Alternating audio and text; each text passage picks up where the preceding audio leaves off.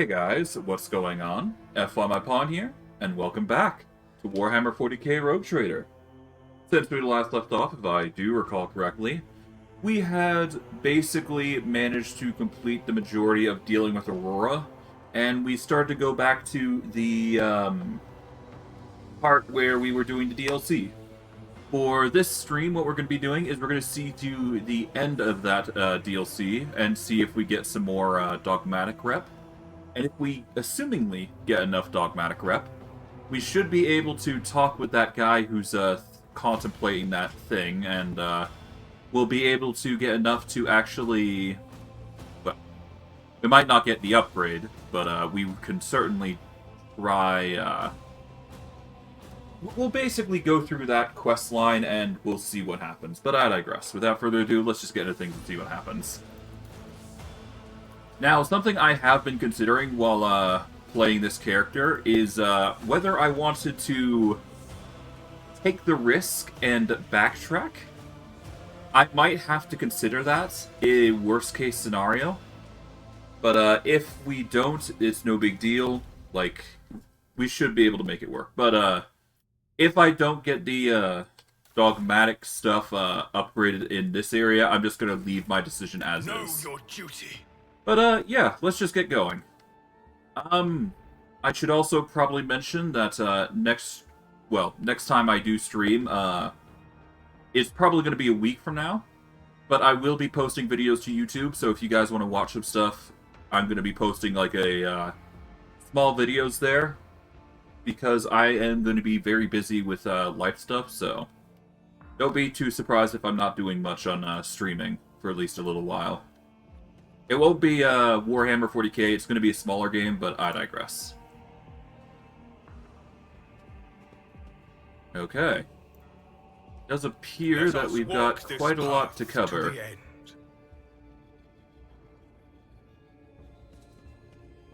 Alright, a 30 athletics to get to certain areas. Oh, hello. The Undying Emperor holds out his hands to all his chosen, offering them the highest reward. We haven't got a high athletics, it seems, so we will have to see what's going on here, but we can go down here, or we can do the athletics. I think we need to do the athletics if we want to keep going. Among the stars.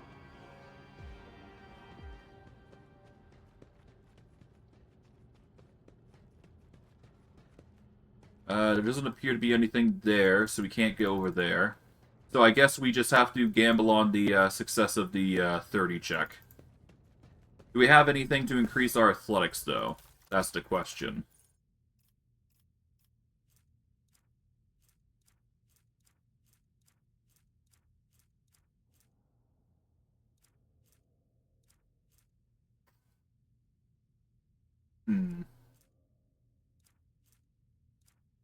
Yeah, it doesn't look like we'll be able to get athletics, so we're just gonna save here.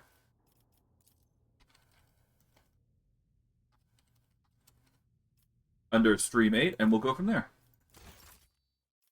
Alright, let's see. The strain has taken its toll.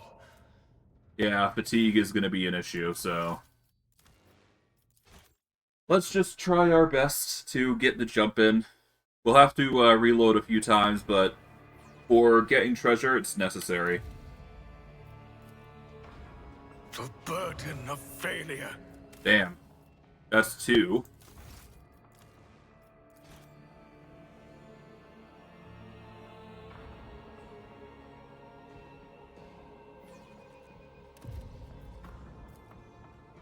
The strain has taken its toll.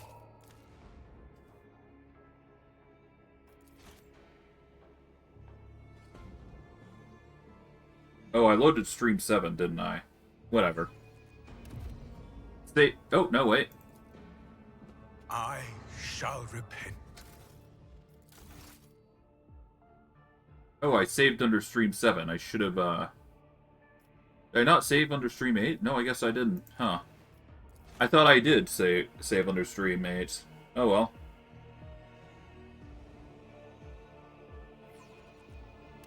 No biggie. strain has taken its toll. But yeah, we're going to be gambling for a little bit. I apologize if we have to reload every single time, but it needs to be done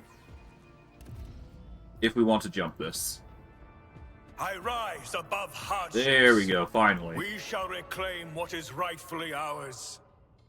Large holes in the compartment ceiling. The spinners have dismantled the bulkheads to expand their operations.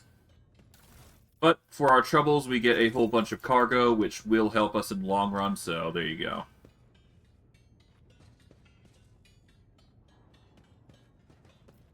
We can now jump back without too much hassle. But by doing that, we get some experience. 13 experience, mind you, but still experience all the same. The divine watches over Okay, it does us. appear that a bunch of these guys are doing their thing. We can go down if we so desire, but before we do, there is treasure to be had.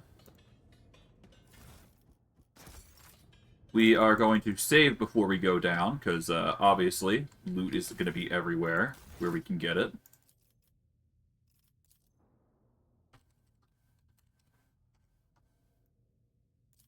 This time we're going to save properly. There is no way up, so we have to go down accordingly and go from there. We are bound by the blood of martyrs.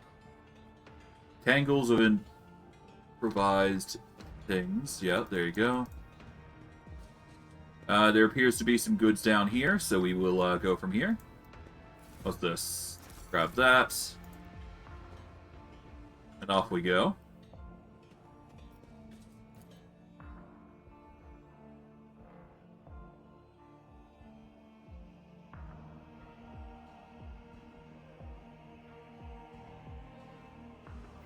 More loot is always a welcome addition. The Emperor gave me There's even a vision. secret chest here, so that's nice. Let the faith guide my path to glory. We are given a few more cargo bits, always a welcome addition. Coldstone sarcophagi serve as the death cultists' beds. The bones of their deceased comrades are their bedding.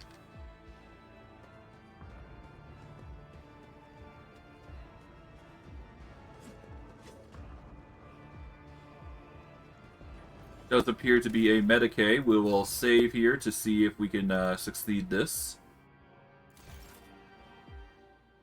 Oh, there's everybody. The burden of failure. Let's load here.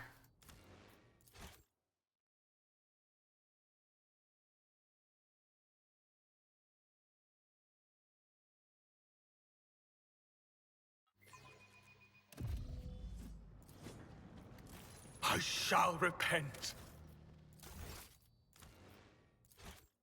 Well, I guess I could talk with my companions, but I want to hold off for now.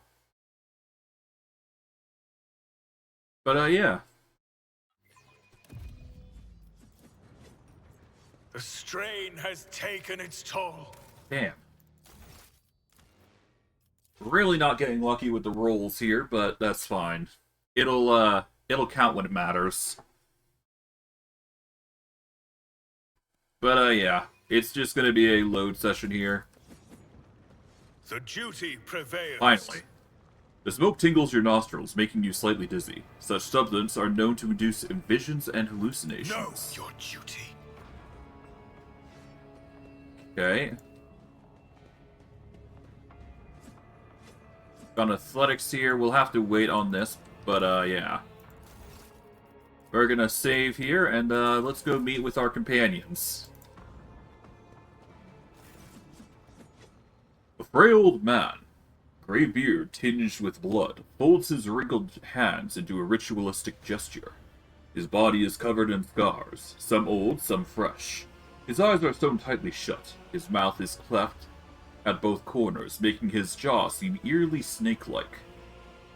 And the Lord of the Ark walked the paths of unlife, in the footsteps of the web's very first spinner. The servants of death bowed before him, for his domain is the giver of life. The old man goes still, his head turned to the side. He nods towards the temple's muffled silence. Yes. Yes. The truth, like a stream, pours from your lips. We welcome him as the tenant demands. Your hues are almost as pale as the gray of your beard, but... what's this? Cassia flinches and takes a shuddering breath. Scarlet whirlwind shines through the faded colors. A thin blade appears in the old man's trembling hands. Although his arms are stiff and look like they can barely bend, in the next instant, the dynasty's symbol is etched on his forehead, dripping blood. With a brief motion, he flicks the blood off his blade and several drops land on your face. The blood-spun web welcomes its new lord. I am Vizier.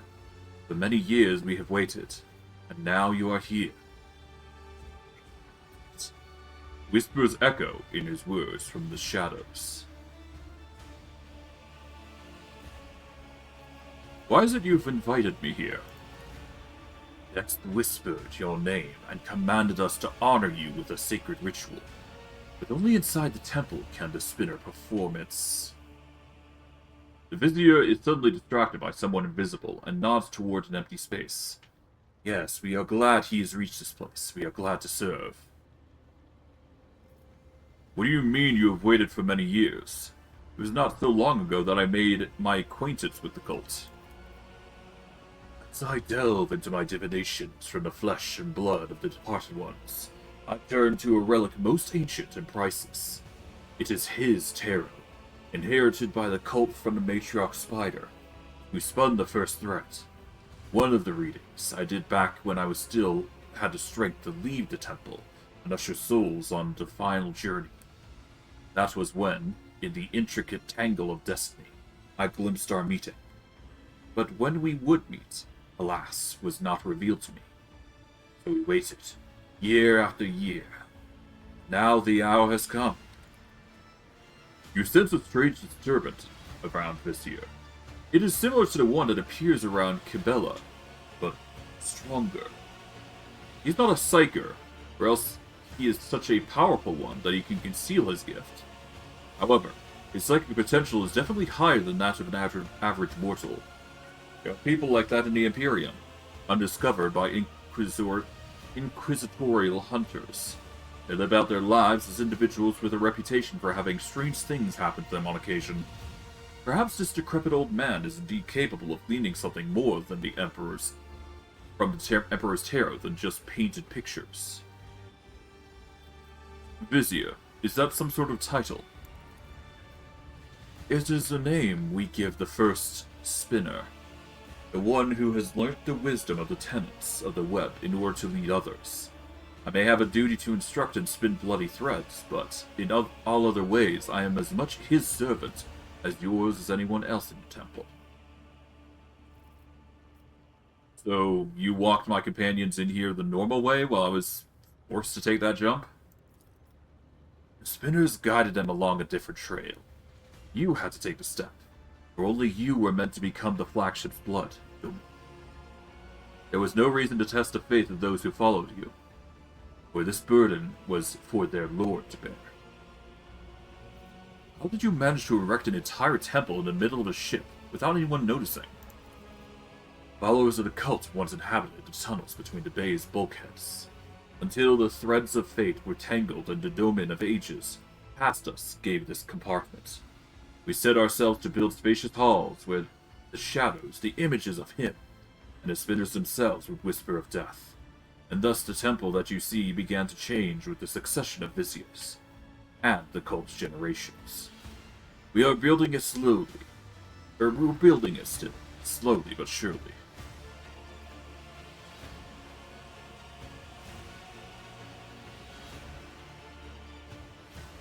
I have walked the path of the matriarch Spider. What now? The Song of Trailing Blood tells of a path fraught with trials.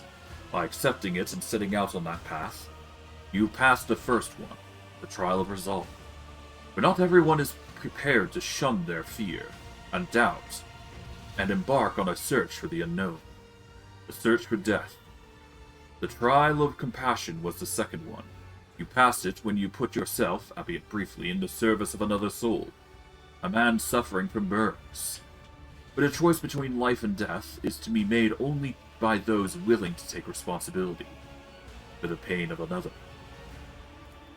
The third was the trial of justice. In assuming the role of judge for an apostate of our faith, you declared your right to influence the balance of life and death that the errant soul had upset. And the fourth was the trial of duty, for duty always leads to death. We are prepared to render our duty to the Undying One, fearless in accepting our purpose, which is to serve him. You too have proven yourself prepared, and the 4 trials have brought you here. Were the trials truly necessary? Would not a conversation have sufficed? The Vizier bows his head guiltily. Such are the tenets of the web. They are all we have ever known, and the only life we have learned to live. The path you walked was a gift from the Undying One, and so we decided that was how we were to honor you. The Vizier's stone-shut eyes seem to peer into your face, studying it, and he turns away and speaks into empty space again. Peace, my brother. The time has almost come. Who is it you talk to all the time? The Vizier turns his head as if looking around the temple. See echoes of those who came before us, and those who were with us. But I have since crossed over to the other side. Or, they have since crossed over to the other side. My brothers and sisters raised by the cult. I hear them from beyond death's door. They share their wisdom. I heed them. The other spinners they hear not, for that burden is mine to bear. I see your eyes are shown such. Are you blind, or is this another cult of the cult's rituals? I was cited for much of my life, till a disciple of mine violated tenets, and I realized just how blind I had been. A lesson, but a bitter one. To look with one eye alone is to be easily fooled, but the heart cannot be lied to. Such is the truth, and such was my choice. I sealed my eyelids with the gears of true sight. Now I see more and better. And I assume this conversation is another test? A smile graces the Vizier's bluish lips. The tenets command us to be prepared for all trials, corporeal and spiritual alike. Are you prepared, Domin Ignatious? His mouth closes, but you can still hear his whisper. A prickling sensation on your face is making you increasingly anxious. You raise a hand to your cheek, only to realize you can't feel it. You look at your palm and see a few smudged drops of blood from the Vizier's blade. A strange serene calm envelops your body. Your fatigue subsides and you seem to float in the air, seeing things you had not noticed before. The shadows in the corners taking on shape and color. The subsidized lumen lights playing on the cultist's bone masks. Are they really masks? Their tall, lean, empty-eyed wearers might as well be dead people. A chill run down to your spine. What is the meaning of this? Your heart is beating slowly. Your breathing has become deeper, and your thoughts are muddled. You seem to be under the influence of a potent stimulant. One moment, the walls of Death's Sanctum glow infinitely wide. The next, they are narrow, as to make it hard to breathe. The floor dances under your feet, and the Undying Emperor's statue seems to shake its head, threateningly, as it looks down upon you.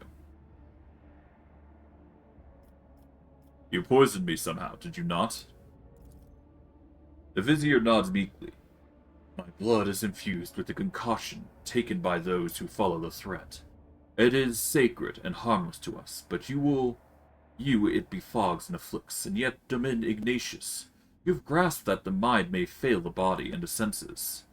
This was the trial of spiritual acumen. You have passed it.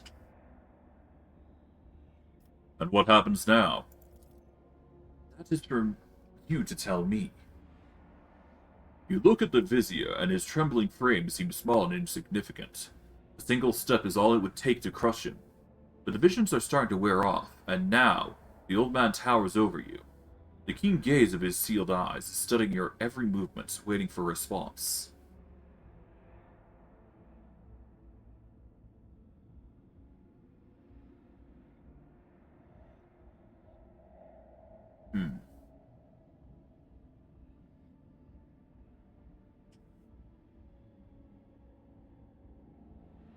First, you're going to give me the antidote.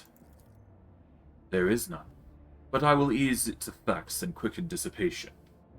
3 long, thick needles appear in the vizier's hand, and moments later they are inside your body. 1 in your neck, 1 in your shoulder, and 1 between your ribs. You feel no pain or discomfort. On the contrary, your mind feels clearer, and your muscles regain their function. The vizier then carefully removes the needles. Now you will feel better. Now you're going to initiate me as a servant of death. A servant of death, hiss the echoing whispers from the temple. The vizier bows his head reverently. You have become the blood of the flagship. Now you will become one of his faithful servants. We may not name you a spinner, for a spinner's thread demands the forsaking of one's previous life. But the blood-spun web still accepts you. The tenants allow it, but only for a domin who has followed the trailing blood until the end.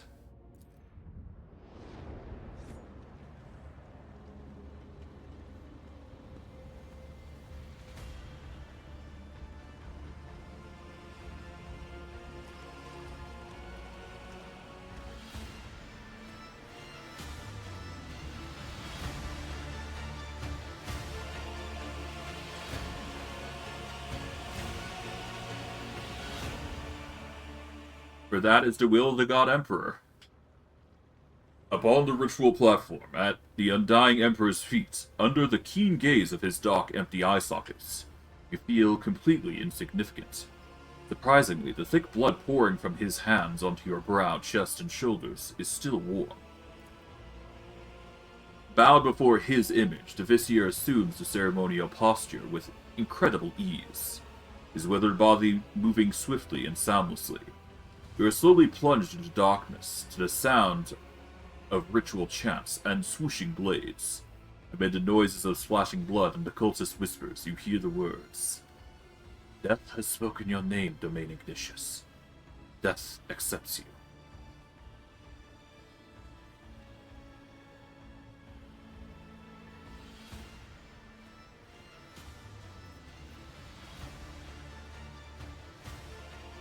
Let's look up into the face of the Undying Emperor's statue. Blood falls into your eyes. You hiss in pain, but raise your head. Through the red mist, you glimpse a harsh truth in the Emperor's face. Death sees you. Death is watching you. Could the lingering intoxication still be playing tricks on your mind? The vizier's voice grows suddenly thunderous and snaps you out of your reflection. Death has accepted you, Domin Ignatious. Now and for all of time, you are the Blood Warden, and the Undying One's most venerable servant.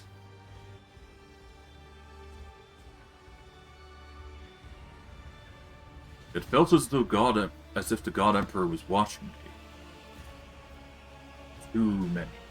He comes during their time of service, in images of blood and whispers and of shadows. Remember that those are mere visions. For true death will not come for you until your time, and he will take your soul generously in his bony hands.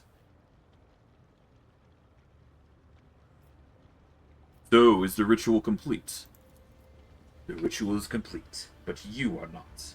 The vizier gestures for one of the cultists, who carefully is holding a strange garment to come closer. For years we have maintained fealty to the Domini.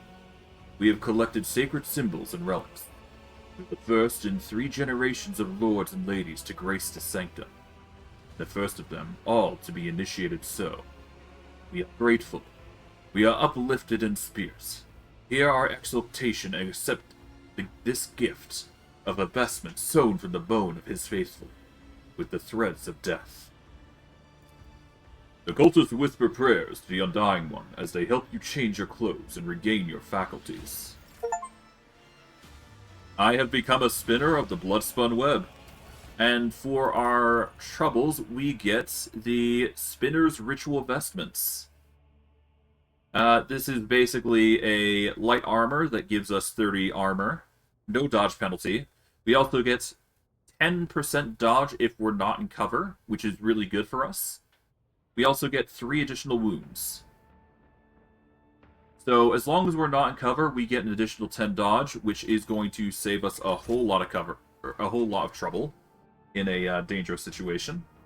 Yes, this does mean that the Psychic Body Glove isn't as good for us anymore, but at the same time, I don't know. There's a instance where this is going to be more powerful in the long run, so we will keep this Psychic Body Glove on us at all times. But for now, With each that step, armor should last us I until we forge get to my that point. destiny among the stars. For now, though, we will explore around, see what's going on, and we'll go from there.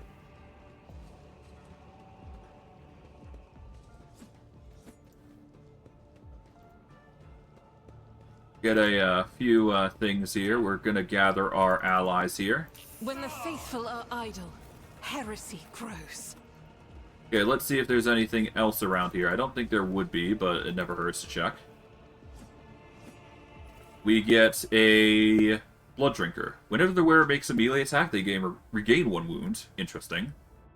And Crimson Intoxicants. We always want those. The divine watches over us.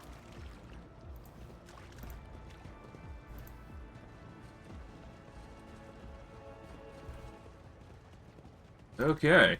That's another thing for us.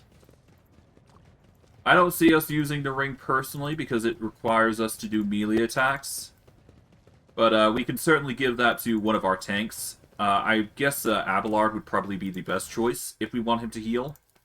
But anybody goes, really, so we should be fine regardless. But I digress. An expected result. There we go. We can open that up, get ourselves a few weapons. We can get Crimson Rage. We get another Spinner Blade. And we get some...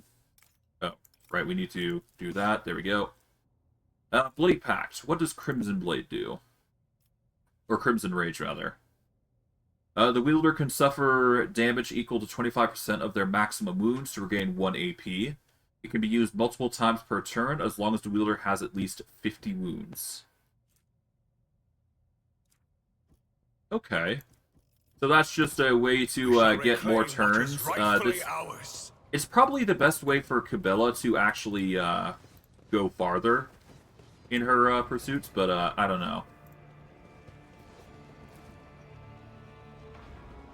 Guess it depends, really, huh?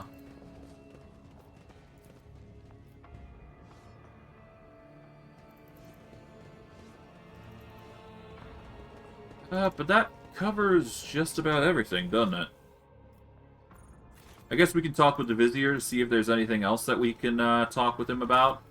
But beyond that, off we go. Okay, let's go talk with him. My path to glory. The Vizier's head trembles with the infirmary of age, and his lips utter barely audible words meant for those who only he can see. Yeoman Ignatius has honored us with a visit. We are glad. First Spinner.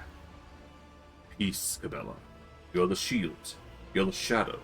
You are the blade, so be them. Your traditions and rituals are rooted in blood and death. Many are frightened by that. Many are blind, even with their eyes wide open. Thus spoke the matriarch Spider. People look at things without seeing their essence, which makes them easy to beguile or create fright. We adorn the tunnels with the bones of the righteous, that they may guard our faithful against corrupt deeds and thoughts. We use the blood of the unholy ones for divination so we may see dangers. The blood of martyrs is on our wine, or the blood of martyrs is our wine, for their suffering makes us stronger. People are afraid, but only because they see death as the end. Death, however, is a beginning. It is life of duty and oblivion. Death has many facets. That is the essence. That is beauty. And what are the tenets of the Blood-Spun Web? I would wish to have clear answers. Every thread ends in death. The visitor falls silent, as though those words have explained everything. Then he nods towards empty space. Yes, I see he's still full of questions. Let's give him answers about our ways, my brothers and sisters. What is your supreme commandment? Give and receive them, and to fear no twist or turn of fate. One who is afraid of death is already dead in their soul, waiting for the end, afraid to accept the inevitable. A life of fear is disgraceful. The true service is in dedicating oneself to death with no regrets. And what do your tenets say about human weaknesses? The smallest stain of rot is enough to ruin the most beautiful woven pattern. Weakness is a gateway into the soul, which we hold open for new failings. It is born of desire. Kill your desires and your weakness will die along with them. The followers of the webs are skillful fighters. What is your secret? The vizier smiles gently. I cannot share the full wealth of my knowledge, for it has taken me a lifetime to learn. I can share this foremost lesson with you. Be guided by reason, not fury when you fight. And seek no pleasure in killing. That is how you win. I'll take my leave now. We are bound by the And he blood says of we'll meet martyrs. again, so that's going to be something. But I digress. A spinner, his face covered in carved bleeding glyphs, makes a respectful gesture of invitation. Let me show you the way, yeoman. The way to what? The spinner points its finger upwards, at the ventilation shaft through which you reached the temple the first time. The path to where the Lays people dwell is complex, web-like. Let me show you. Take me to the enforcer in charge of the freight line hub. I have business with him.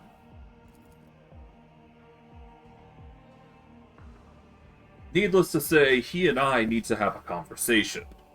Mainly with how he's been running things. This needs to get fixed. It is obvious that things need to be rectified, because he's been doing a horrible, horrible job. We will save here for now. I'm not sure how well this will go, but we will see.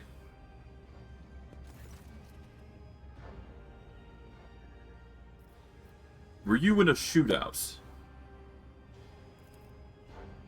Yes, there's been a raid on local gang. We've finally cleared out the scoundrels who were smuggling goods to the neighboring compartments. No one escaped. I came across a drawing of a worker in a red mask. What does it mean? It's a figure of a local legend known as Nemesis, protector of the poor and oppressed. Ever since I was a child, desperate people have been drawing his portrait on the wall, hoping to summon a defender to punish those who wronged them. We've had 13 or so fools calling themselves Nemesis for over past 5 years. We disburdened ourselves of them, just to be sure.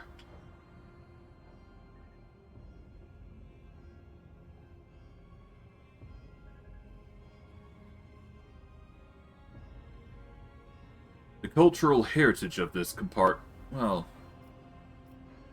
I find these sentiments disconcerting. Stay vigilant, friend Rose. I was also attacked. Red Rose lets out a menacing growl as his face fills with blood. Who dares? I'm only going to ask this once. How did wretches from the lower decks get their hands on a crate of autoguns? Autoguns? Purple spots appear on his face. Take me, they couldn't have bypassed the security munition train and walked away with the cargo without help from someone in the enforcers. I executed one retrobate who was trafficking in weapons not too long ago. But even that moron wasn't so greedy and stupid as to arm the rabble with autoguns. There's another who dishonors the enforcer's uniform. Find this maggot and shove their head under a passing train.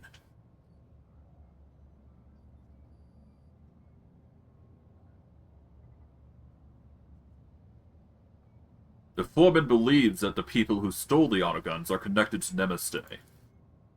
Foreman. Don't believe the kinds of thugs he weapons at his vat.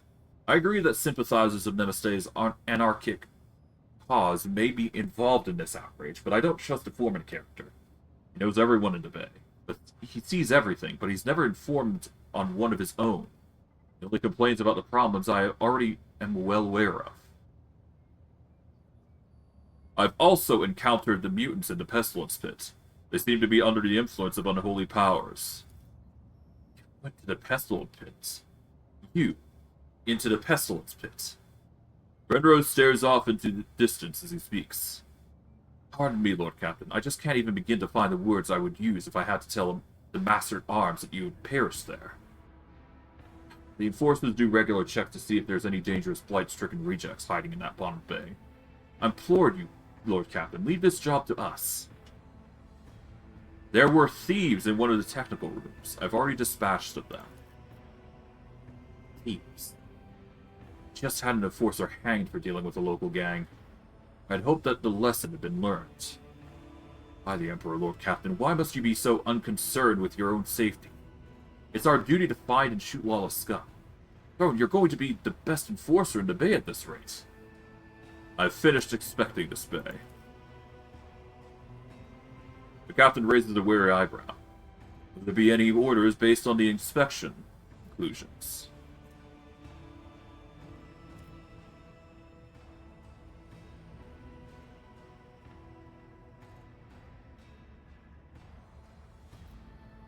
Alright.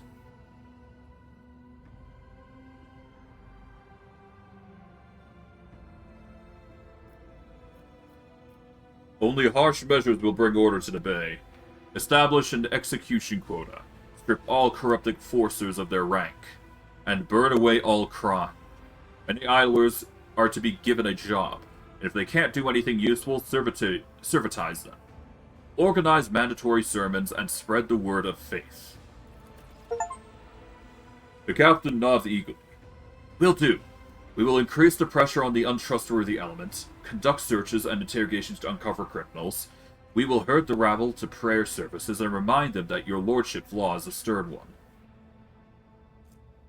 We get 28 experience. We get the first...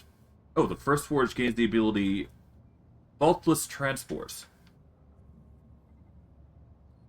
The flagship's weapon deals 5% more damage and gains 5 critical chance, by virtue of strict disciplines. We also get 3 points into Dogmatic, which is nice. I've been told the next bay has a labor shortage. We're going to deploy our workforce reserve there, in shackles if need be. Be steadfast, man. And 3 days pass. Lord Captain, get to report. Your orders have been carried out. The department is already operating according to new procedure.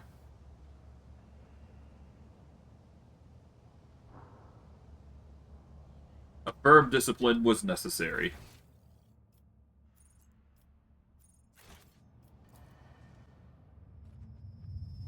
With each step, And with that, we can now wrap things up. Unfortunately, it does appear that we will not be able to secure the special ability. So, only do this mission if you really want to push the objective early. Because you'll get experience early, which is enough to push you over the edge, I think. Well, not enough to push you over the edge, but enough to actually get you into a good position. Let's see, what else is there? Casting chestplate actually gives 2 deflection, so it's actually better than the heavy armor that we've currently got. So we're going to replace that. That's going to give us 2 damage reduction, or armor deflection, which will make Abelard even more scary as a defensive unit. Let's see, what else is there? Weapon-wise, he's got his sword... Yeah, he's got his mace and shield as planned, and a flamer. Argenta. We should probably give her a normal sniper rifle as well. Or do we? We haven't been really using a bolter, to be fair, so... I mean, I could swap to a double bolter pistol. That would be pretty fun. Nah, we don't need that. Our Jensen's going to be at a range anyway, so it's no big deal. Cassia. She's good for now. Same for everybody else, so we should be good. Okay, let's get going. Okay, to the Void Ship Bridge. We can respec, I think. I don't think we need to respect much, or respec much, but we should at least try. So that way we are at least set up for whatever comes next. But Medicaid should be a priority, assuming we can secure it. And the question is, how long does it take to respec, real quick? So I'm going to save here real quick to stream 8. And let's go talk with him let's go talk with our High Factorum and go from there. Let's see. My retinue and I are need trading.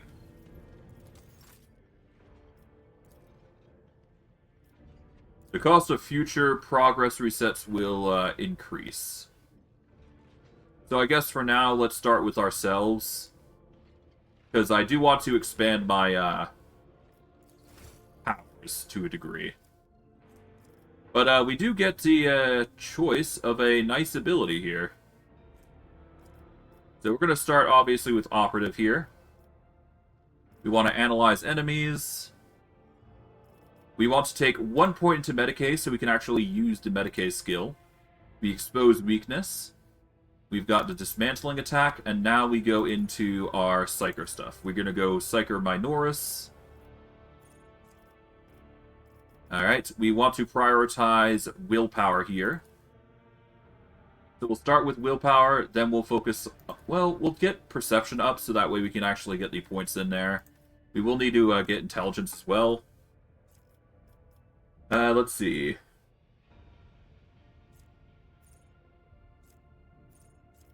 We need second sight, so we can increase our range. From there, we want melting armor. This is going to increase... Or it will burn away the enemy's armor and their deflection, I believe. So that's just a good staple choice. We can get a point into intelligence as well. That's going to be our second point, because that will help us with our skill checks. We've already gotten Biomancy. We want Divination as our next power. We're actually going to ignore Firestorm because it hasn't been as useful to us as I had originally thought. Alright, we are going to learn, let's see, 50, 50, and 54. Technically it's 45 because of the negative that we suffer. But we'll start by leveling in Lore Imperium, and we're just going to focus on the knowledges more than anything. Let's see, what else? Whenever a Psyker uses a damage Psyker power, on a target that's 6 cell or farther. This will increase our damage output, but anything goes, really.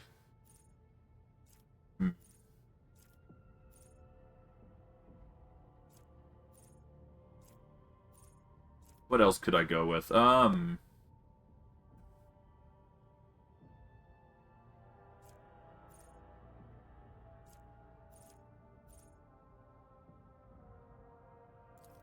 Let's go with Backdraft. That's going to deal a random enemy. It's going to deal more damage to a random enemy within 2 cells of the target. What else is there?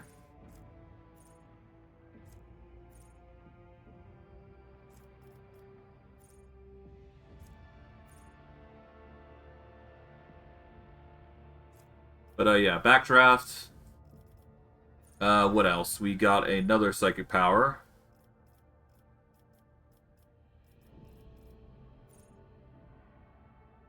Let's go with Stabilizing Power. This is just going to help us cast our Psychic Powers without too much issue. Because we use a lot, to be fair. We want to reduce weapon skill issues. Alright, so 60, we want to increase Lore Xenos, and then Lore Warp. Lore Imperium, Lore Xenos, Lore Warp. Alright, now we can choose another power. We're going to go with Willpower. This is going to increase it up to 50. And then we just spam Willpower for the majority. We go with Psychic Barrage. This increases our damage output. Let's see. Imperium, Xenos, or Warp. We're going Imperium.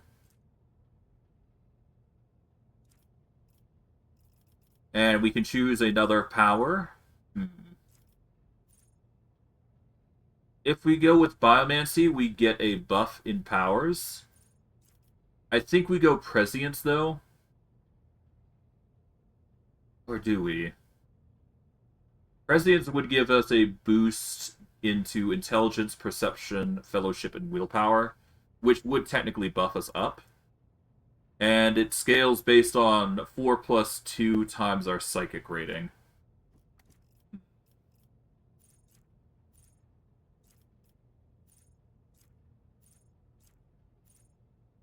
If I go Sanctic Powers, I could potentially increase my armor value, which would make me even more durable.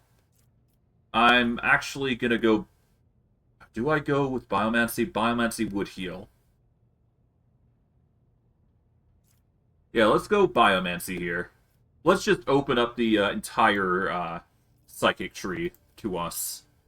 Having more of a variety is better for us in general, and having Biomancy would give us the ability to bolster allies as well.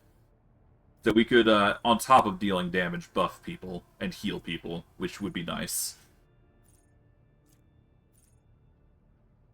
Beyond that...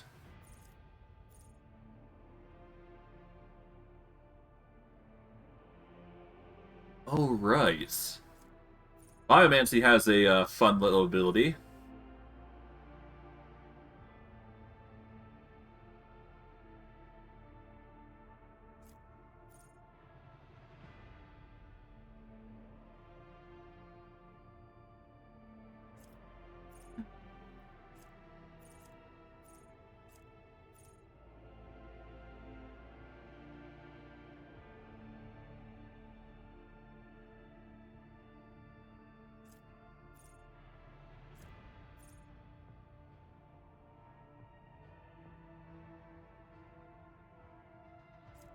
We're going to go with the Biophysical Distortion. This is going to poison them for 9 toxic damage at the start of each of the enemy's turns. This is basically adding to the burn that we're doing, so this goes really hard. We can also, in the first round of combat, well, we've got that option, but we don't need to use it.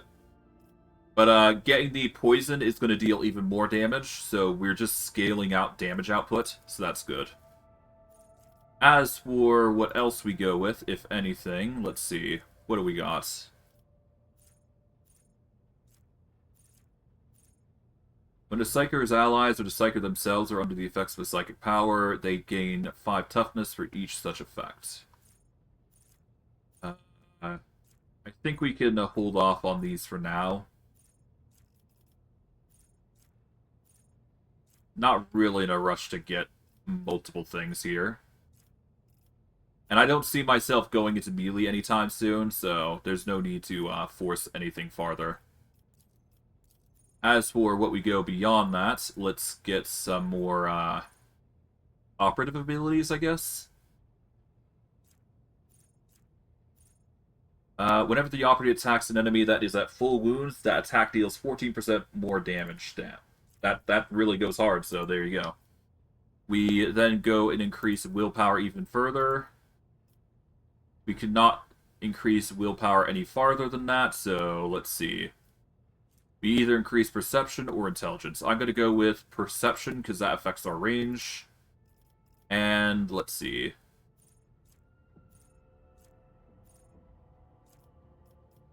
We should go with calculated relations as the last one, because that's just going to help our persuasion, coercion, and commerce with intelligence instead of fellowship. Or do we? I could use this as a chance to get something else. We do need Psyker Majoris, though. That is a level 14 thing, so yeah, that's going to increase our damage output, so no harm in getting that early. Alright, so Psyker Majoris. And finally, dismantling attack, we want to make it so the target that we trigger this against is also provokes attacks of opportunity. Whenever they attack, that is. Alright, there we go. We've got a whole slew of options when it comes to the next tier. But yeah. I guess we talk with this guy. The cost of future progress resets are increased, however. For now, I think we'll be fine with just changing ourselves, because that's all we really need to do. I'm satisfied with the results that we've managed to secure thus far. And while we weren't able to get Dogmatic Rank 2, we have done the most that we possibly can in an early setup. Next time, what we're probably going to have to do, if we ever run the DLC again, we're going to have to hold off until we hit the second stage of the game.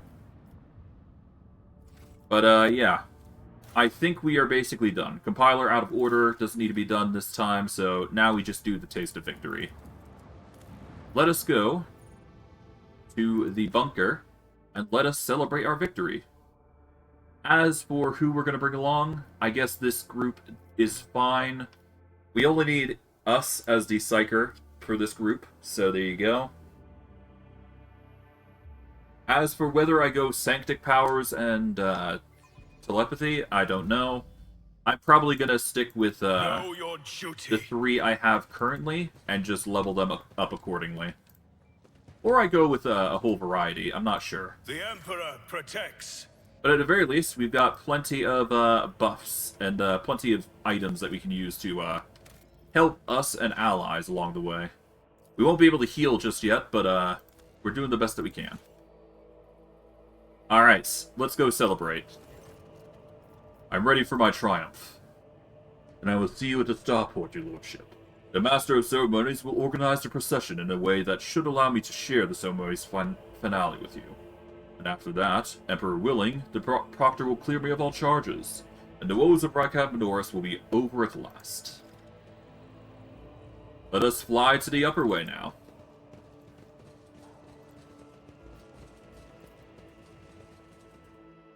Time to begin.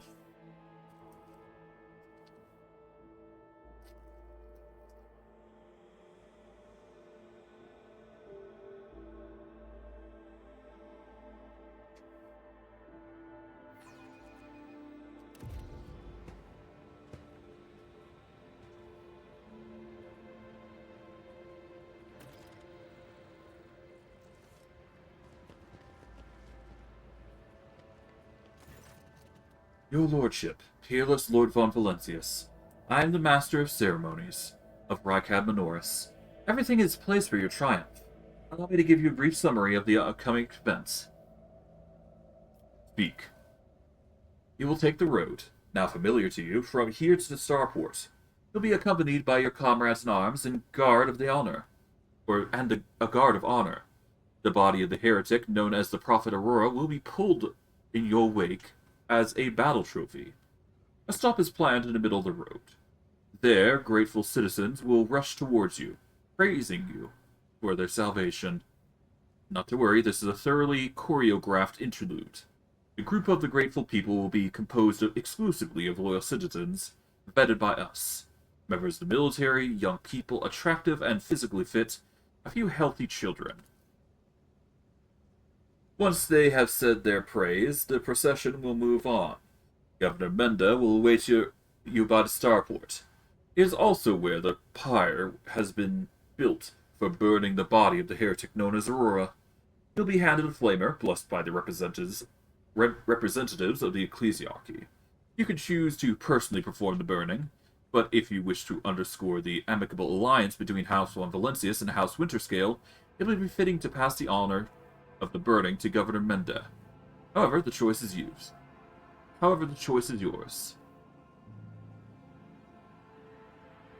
An excellent plan. I'm ready to start the triumph. Of course, your lordship. Alrighty. Let us walk this path to the end. There doesn't appear to be anything else, so let's just get going. And before we actually do go farther, I am actually going to go into our organization here, because we do at least want Abelard to be in the front. We want Pascal to take the side with her, and then we will have these guys set up here. In fact, we actually want we want Cassia over here. We'll have us over there, and there we go. That is going to be our organization from now on. Because we do want Argenta at the back line at all times, because she is the farthest range user. Surrounded by evil repelling emblems, Aurora's corpse looks like a tiny island of gloom in the glorious ocean of your impending triumph. The governor's people must have put a lot of work into protecting the body from decay, as well as thawing the grim iron face mask. The dead prophet has the weary, unremarkable face of an utterly nondescript commoner. The one aberration of her appearance is many small mouths on her cheeks and forehead. They have been painstakingly sewn shut with a thick thread and plastered over with a layer of powder. The cosmetics transform the heretic's face into an eerie mask. The corner of her mouth is frozen in a hint of a grin, a wily mirror of her lesser mouths. Are you pleased, enemy of mine? The grin seems to ask.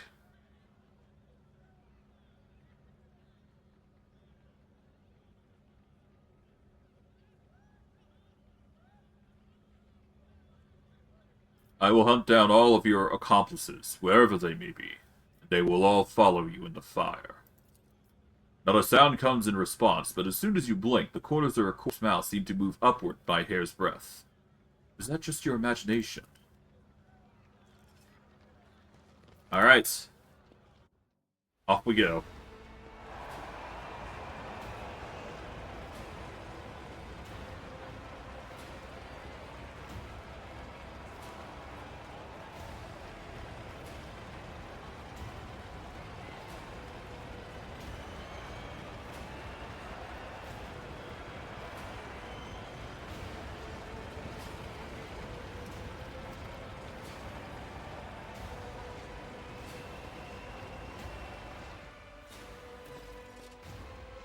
Alright.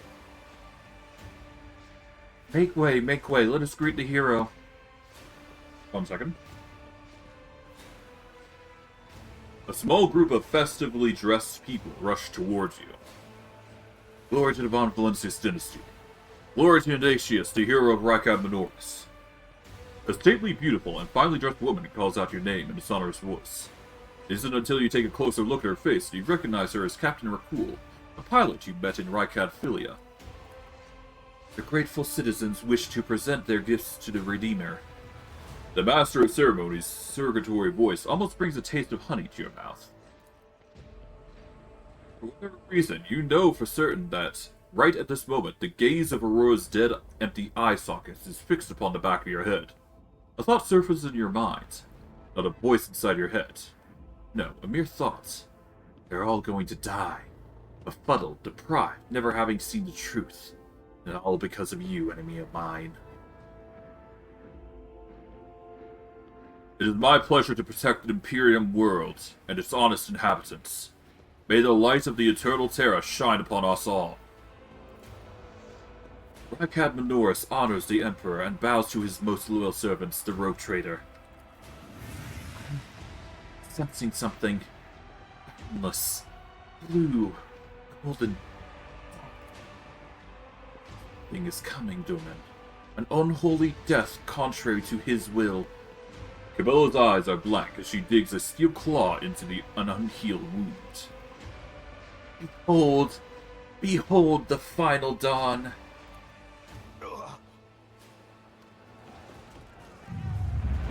Oh boy. Once again.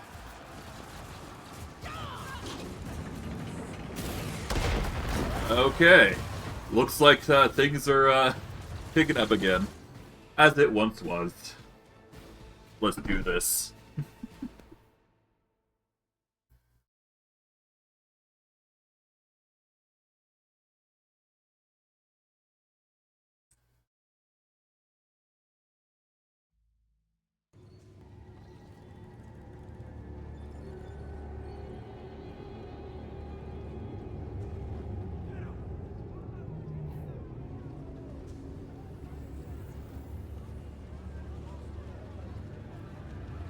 Oh, the jostle. Gotta love the jostle.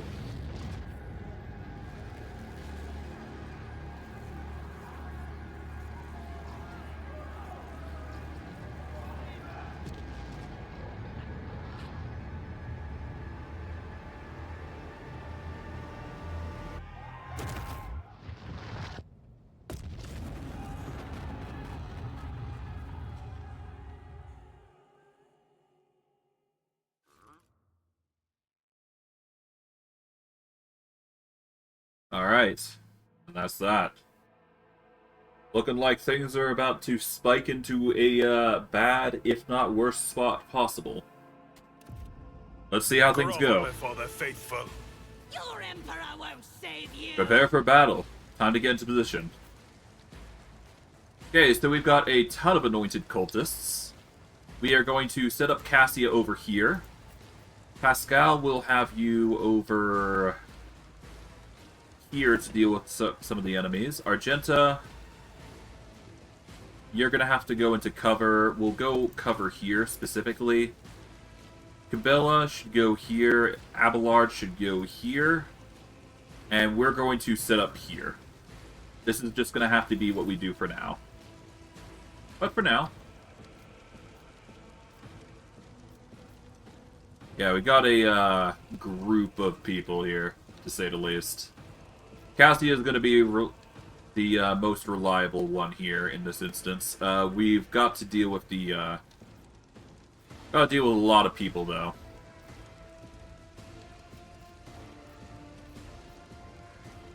I'm gonna start by dealing with this Acolyte Cultist, so we can have Pascal actually deal with the others.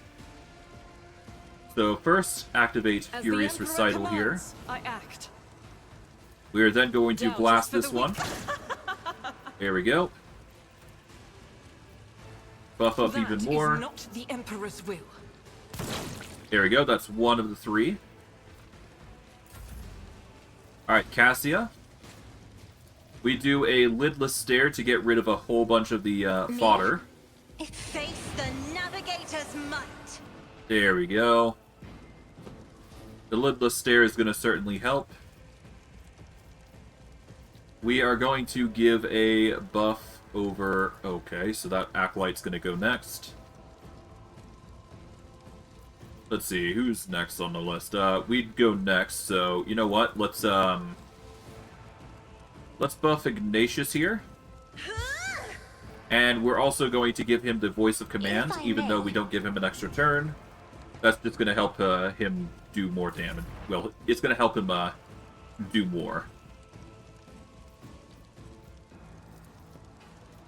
We are going to activate a calculation here with the communion. We are then going to move up to this guy here. We will activate the analyze on enemies here. And then we will go for a swing. There we go. Stay vigilant. Alright, the enforcers are doing damage. That's good. Okay, we want to target this Acolyte, so we are going to move into position here. A dance of blades and shadows. We are going to jump into The position. shadows will see it done. We will throw down a blade dance. Killing brings There me we no go. pleasure. We've got another fire starting cultist. Let's focus on this one. I bring mercy and retribution. Let's go with Captivate As the tenants Audience. demand. Let's see.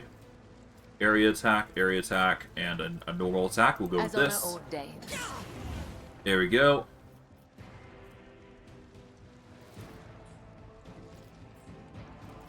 And we'll follow I up with shall another not attack. fail. There we go. Alright, Ignatius. We are going to start with a... Yeah, this is 2 tiles, so we can deal with these guys, I guess.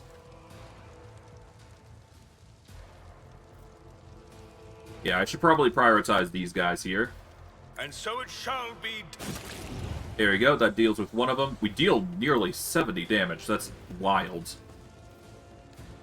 Let's give Cabela a buff, I guess. We could also do Abelard instead. Yeah, let's give Abelard the buff instead. This will just make him more bulky. I will not be deterred. There we go, and then we will throw down a weakness buff on this guy, And because so Abelard can shall charge it into be him. done. And for us ourselves, we want to get into cover here at this Your point. end is nigh. I'm not too worried about this Acolyte, because he's probably going to be in a running situation, so there you go. To the heretics. Alright, Abelard, we are going to have you charge into this boy. Victory is imminent. We'll activate the Brace for Impact. I will do my This duty. will go for another It will swing. be done. Grey hair, sure hand. And we're going to taunt these two over to focus on Abelard. There we go. Serve the ruinous power. Follow my lead. And now it's the rest of these guys who will try to do their best to take us out, but to no avail. Chaos guides me. Death to the weak. Nice try. I suffer worse. Round 2, here they come. Alright, Argenta. Now that we've dealt with these guys, we've now got a few more cultists around. We're gonna have her move over.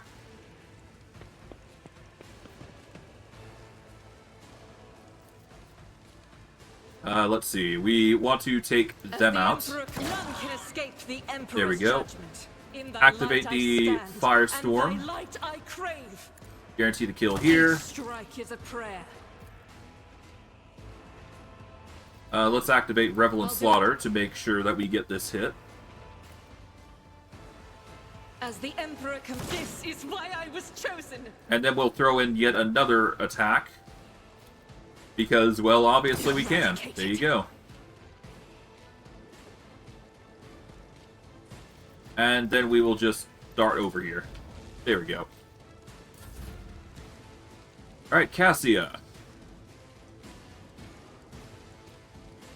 We want to avoid the area of effect, so we go here to start.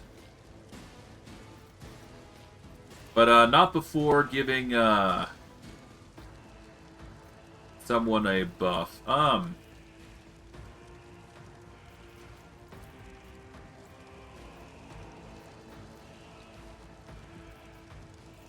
Who do we give the buff to?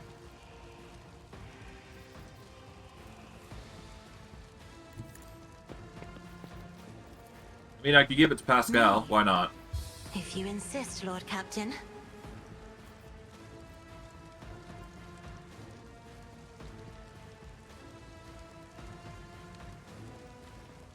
And let's I do have this. read tomes of military tactics. Let's activate Waking Nightmare. There we go. That's going to trigger against most everybody if it can. And then we just throw down an area of effect here. I am a navigator, not a servant. There we go. Lidless Stare triggers, triggering burn on every single individual there, which just nukes down their HP. Pascal has some insane movements.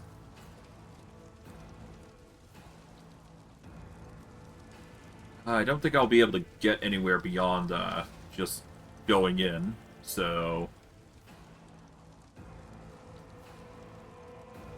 we are going to move over here. This is going to put Pascal into a compromising position to some extent, but that's fine. We will do a... Let's see. Everybody's got a few exploits here and there.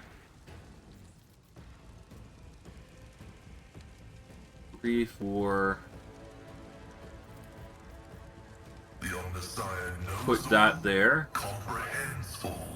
We will then do this. Request approved. tactical knowledge. Then we'll do a non-area attack buff, and then we will attack one of these guys. Let's see.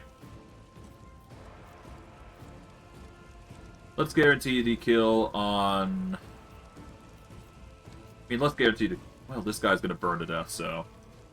We're better off just targeting this guy. Boom. There we go. Weapon at the ready. Off the enforcers go, getting themselves weaker because of this result. And now for Cabela. We're gonna have her move into position here. The shadows will see it done.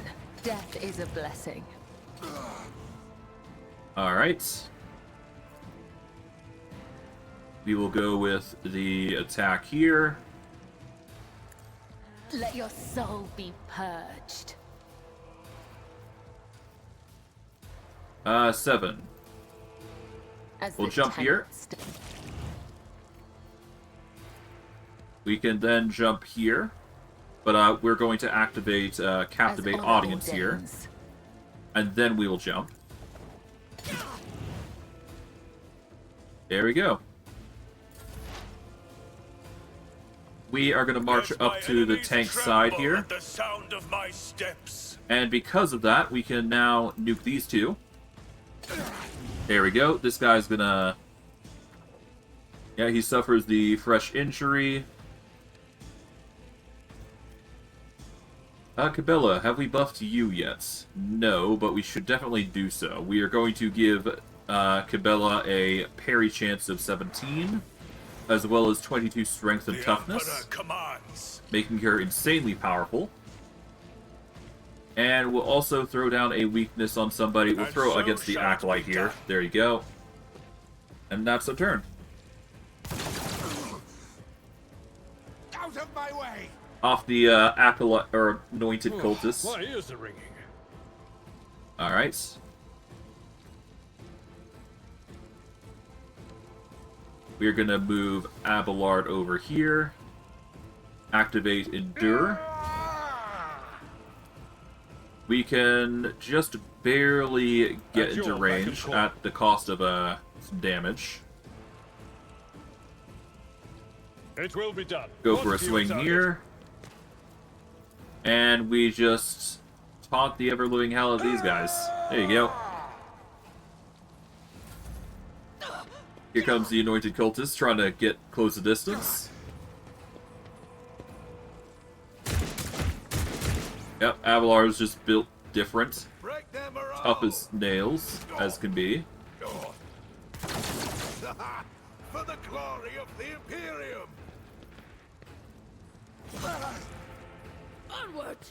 Okay. Death to Killing Nice brings try. no pleasure. Alright. Well, I don't think I need to say much about this. We just do Doubt is this. for the weak. There we go. And I'll we'll do it. entrench. Good job, Argenta. We are going to have Cassia move over here, I guess. Step aside. The navigator is coming. It would hurt Abelard if I do that, so if I move here, this is probably lessen the effect to a degree.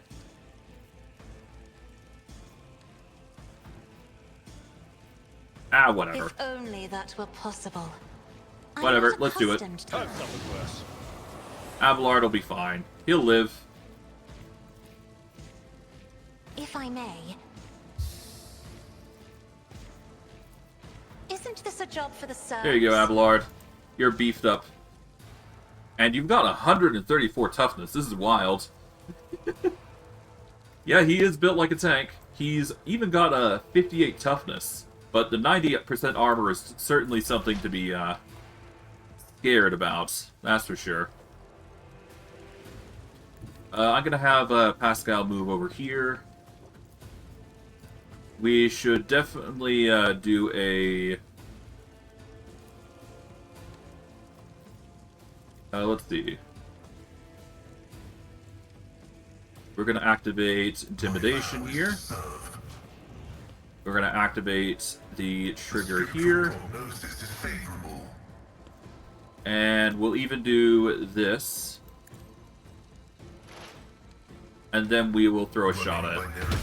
There we go. 23 damage. Not bad. Follow my lead. Alright.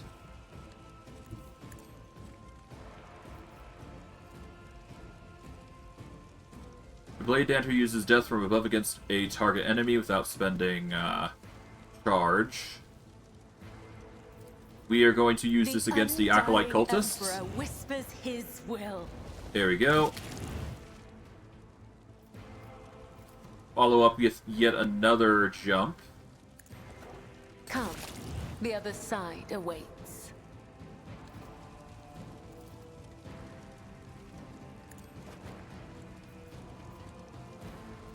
Okay, we throw down a pot shot. Oh, wait, hold on. We can do this. I shall not fail. Death. There we go. Blessing. The power of jumping. Like crazy. Your calm bead comes to life. Vigdus's voice struggles to get through the thundering static. Lord 10, this is X-Master. Please stop. Immediately send a... We are en route to the starport. Captain. Interference repeats. An otherworldly cacophony, which until now resembled the rumbling of distant cannons, suddenly swallows you with its full intensity. The warp energy seemed bursting out of thin air, rushing inside your expanded mind like an unstoppable wave of filth. For a moment, it feels like your head might explode, but then the sensation retreats, leaving in its wake a different one. That of someone's touch in your on your temples. I shall fear no darkness, for light is within me, the light of my faith in thee. I shall flee before no enemy, for there is no enemy more terrible than cowardice, and I shall overpower it. Argenta prays aloud, all the while checking her equipment with deft fingers. Gabella gives you a faint smile and whispers, "My great dance begins, but I'm still with you, Domin. Fear not, for I will not let your soul fall into the clutches of the unclean. If it comes to it, I will be quicker than them." It's black, and lots of blinding white fear. The whole city's quaking, no, the whole world. Let's talk more action. What's Vigdus saying, Lord Captain? Are they going to send a shuttle for us? Vigdus, what's going on? Pending. Observes appearance of the star from evacuates. The calm falls silent. Many eyes stare at you.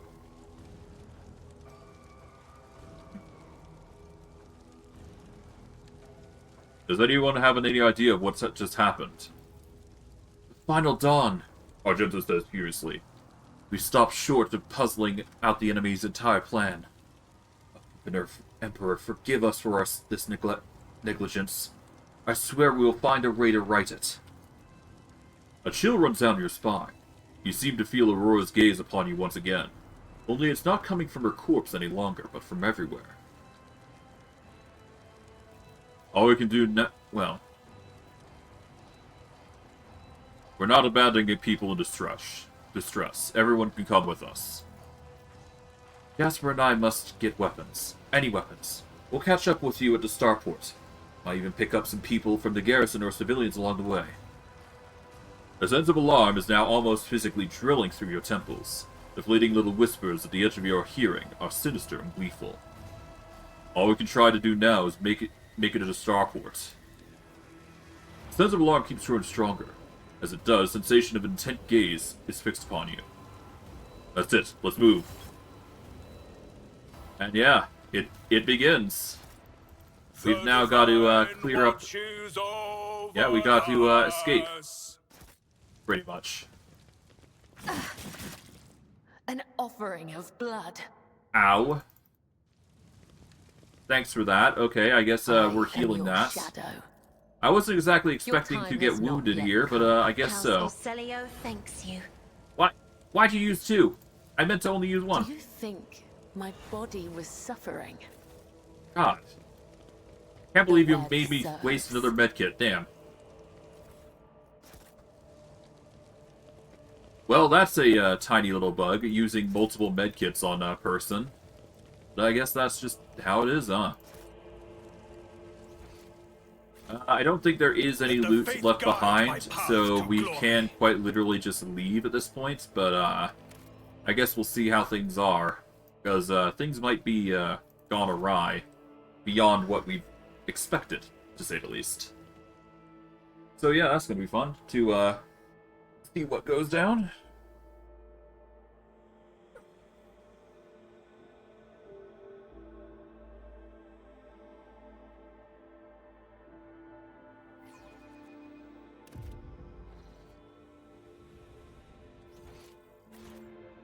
Now, I don't think there is any enemies beyond the norm. You one enemy of mine. You vanquished Twilight, cut down Aurora, but she was only one of us. You hear me?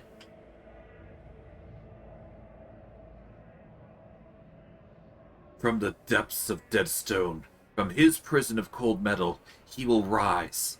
The hour is nigh.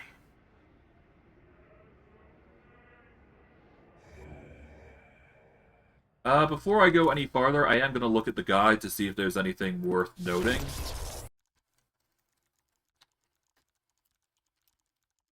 There we go. And we're looking at the last quest here, I believe. Let's see.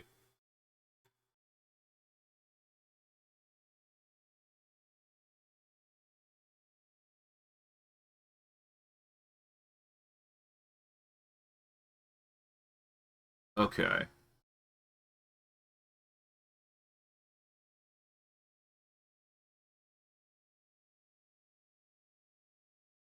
Okay.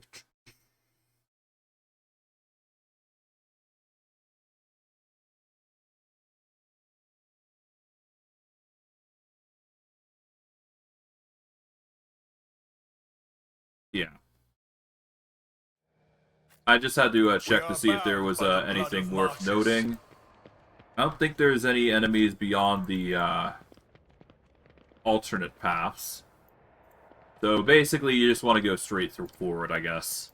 I don't see any instructions unless, The of course, glow it's of Starport. emergency beacons in the darkness is more familiar to me than the light of any star. Yeah, Follow there's me, anointed Domin. cultists, but that's about I it. will guide us.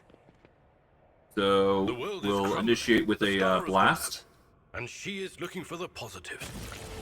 There we go. Escape their fate. Oppose us. Masters demand your death. Okay, Abelard, go first. There doesn't appear to be any cover for us, so will be us. Gabella, we want you here. Pascal, you will follow suit over. There's some chaos spawn down there.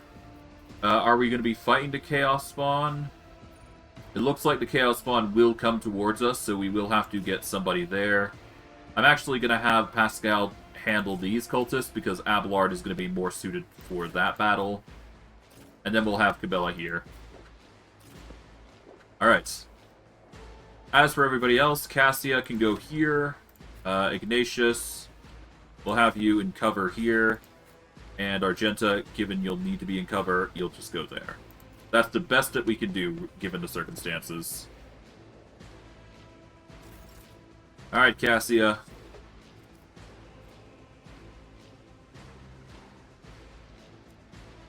If we move her forward, I believe we can nuke a whole bunch of enemies. At the very least, we'll be able to get rid of a lot of the anointed cultists, which is what we want. Let's go here specifically. This will make it a lot easier to target everybody. And yeah, we should be able to nuke most everybody here, so we'll do that. As duty demands. There we go. We will then give a bolstering increase to Ignatius. Isn't this a job for the serfs? And let's see. I guess... yeah, I can't really do much else, so I guess just weakening the enemy is good enough. It'll decrease the warp that we suffer at least, so that's good enough for me. You don't frighten Okay. me. Alright, Agenta.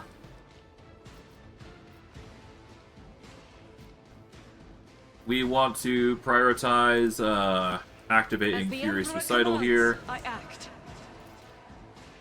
We'll start by doing a controlled shot here. None can escape the Emperor's judgment. Let's activate a run and gun here. And I guess we guarantee the hit there. Getting rid of the fire-starting cultist that's praying is good enough. Alrighty. Leader cultist comes running. And let's see. We can't really target these guys. We are definitely going to want to get into cover here, though, because I know for a fact that we are going to be engaging these large beasts in a minute. Can't really target anybody else, so instead, for now, what I'm going to do is I'm going to buff up I will not Abelard, be deterred. because he needs to be The buffed. Emperor commands. We are not going to do much else beyond that, so there you go. Alright, Cabela. We should prioritize her moving over here, but we're going to actually first go into cover here. I am your blade and shield. We basically want to wait for the Chaos Spawn to approach closer, so... There you go. We are going to move Pascal over here. The Omnissiah knows all, comprehends all. We can reach this guy. Gonna activate this, and then we will go for a swing. Request approved. There we go.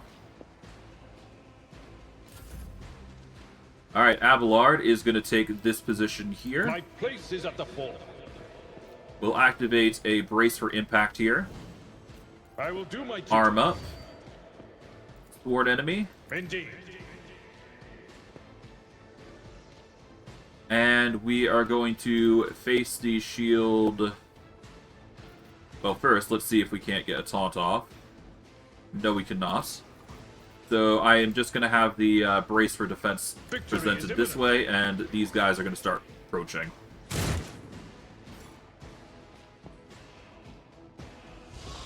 Oh, another Chaos Spawn. That's 3. Lovely.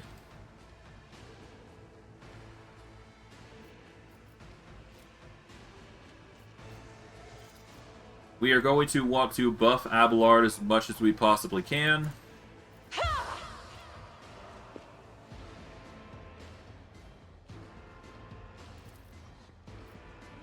Haven't given Ignatious a buff, but we're actually going to hold off on that. In favor of, do I even want to do that? No, let's leave this to Cabela and whatnot. We're gonna have Cassia go over here. Well, I mean, I could have her throw a grenade, to be fair. No, I should definitely go for the, do I? I mean, it's the best solution here. You know what? Why not? Go on, Cassia.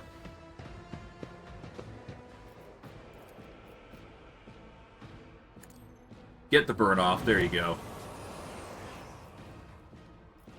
And then we won't be able to throw more than that, but we can certainly give Pascal a buff. There we go. Alright. We are going to move Argenta over a little bit. There you go. She's going to be responsible for nuking down enemies. We'll start with the Chaos Spawn here. There we go. And then we'll entrench. Deeds is worthless. Alright, Leader Cultist comes in, does some damage, that's fine. Can't really target the Leader Cultist, so now it's just up to us to deal with the Chaos Spawn here. Alright. And so it shall be done. There we go. Burn him. And I guess we just want to beef ourselves up. Might as well get the perks of upgrades here. Rejoice in service. It will increase our survivability at least. Alright, Cabela. We want you over here for the... Well, for the moment we want you over here. Because you'll be important in a moment. These guys are going to start marching forward. Alright, Pascal.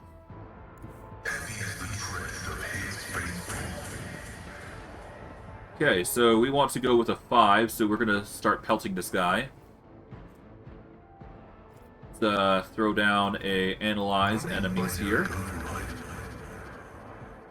We can intimidate here. And then we just pelt this guy. Whether we hit or not, that's another thing entirely, but I digress. Alright, Abelard, we are going to have you charge in at this point. We want him to take the full brunt of whatever comes our way. Even if he does miss. At your beck and call. Okay. We will taunt. It will be done. That tracks both of them, and then we'll do another sheet bash. There we go. Just get the damage in. You know how it be. Okay. Alrighty.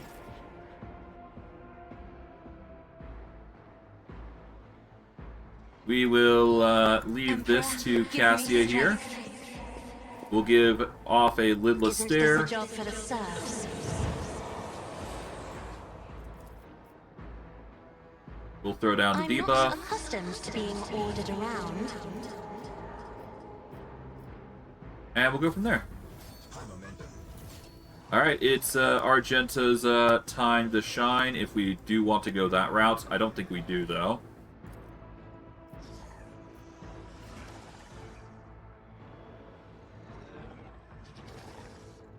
I mean, I guess it's the best way possible. As the Emperor commands, I act. If I move here, I will be able to target a whole bunch of enemies, so let's go here.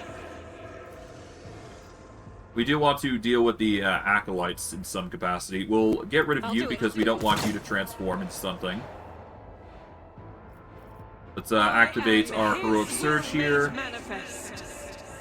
You're going to be burning to death in a moment, so no need to address you.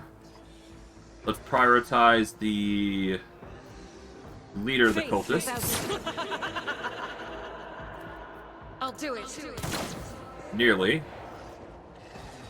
And we'll entrench. Commands, I act. Leader throws a grenade, that's fine. We are going to move into position here. We are then going to trigger a burst of damage against this guy and trigger that there. Alrighty. Let's give Argenta a bit of a boost to keep her survivability intact. I will move back into position here. And we will trigger a targeting against him. Alrighty. We will then move over her.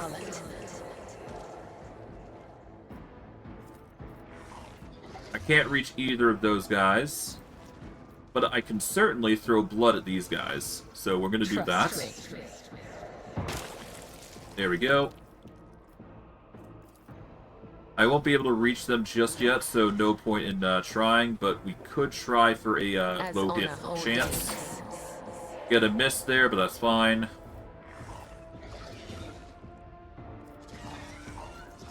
I guess I can prepare Raining Blood, though, because that's going to do some serious AoE when we do get to that position.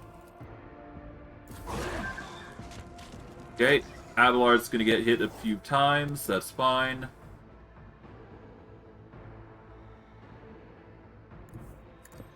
Alright, Pascal. Attack. My vow is to serve my function successfully. Okay. Abelard. We obviously want to taunt here. We want to prioritize us being the target here, so Abelard's going to be spamming that for a while. We'll give him some more wounds. Make sure that this guy is the target for a while. And we may even go for the harsh shove. Victory is imminent. There we go.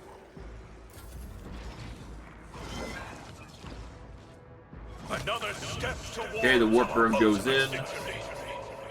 Cassia is going to start moving back.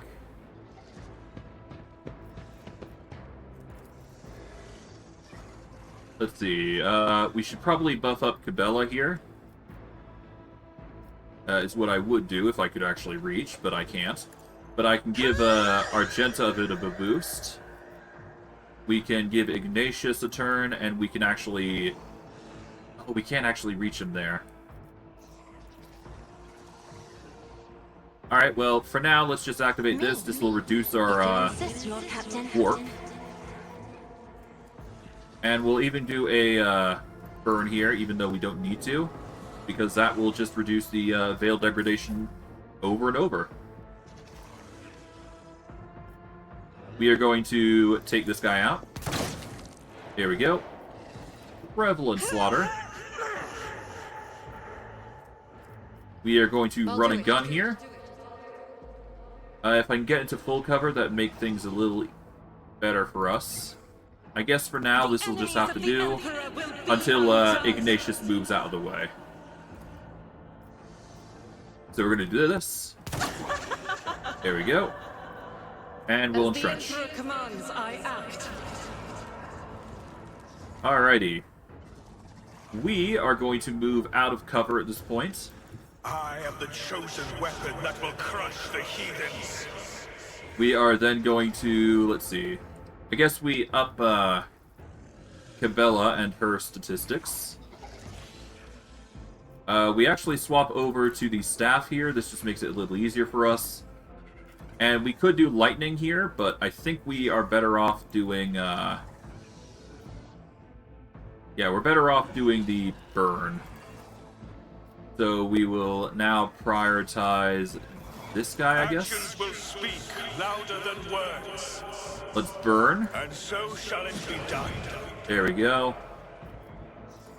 Give Cabela some boost. Commands. I will not be deterred. There we go. Alright, Cabela's turn now. Does this trigger against enemies? It includes allies as well, so that's not a good move. Instead, we want to move over here. Dance of blades and shadows. We want to then follow up with... We want a single target melee attack. We want this. We'll also follow up with Captivate Audience. And if we attack like this... There we go, we do that. We do a Twirling Pirouette. And then we Acrobatic Artistry out of the way. Which does another attack here, and that does inflict burn. And bleed, and he should die next turn. With Abelard, doing well. Okay, Pascal is going to take some time actually moving back to everybody. Whether I can get the Machine Spirit Communion off or not, that's another story, which I can't actually do, so there you go. Alright, Abelard goes for the taunt once more. Let's activate Endure. Prioritize View this time. And yeah, let's just prioritize a shield here. Put them in a position where they can't actually hurt us. They either miss block or try and bite us, and to no avail. Alrighty. Be careful not to cross my gaze. Alright, let's see. Have you got the buff? You do. Cabela, have you got the buff? I don't think you do, no. We are going to activate this. And let's upgrade Ignatious here. If you insist, Lord Captain. And then we will give him an extra turn. And if we do that, we should be able to nuke these guys significantly. We will use a burst against this guy. And then we will burst him down with even more. There we go. 55 damage, which is ridiculous for a Ignite. That's Cassia's turn. Argenta's next. Faith without deeds is He only does chosen. 30 damage or so. That's not really that great, but that's fine. Alright, let's boost the damage here. There we go. Get the burn going on for both of them. We'll trigger the trigger there. Give Cassia some boosts. We'll go from there. And so Getting Cassia buffed isn't a bad thing. Just to increase our defensive line. Okay, and then we go back. We're actually going to go here specifically, so that way we don't attack Abelard by accident. We want to do the Blade Dance. Will see it done. Here we go. We will then do a...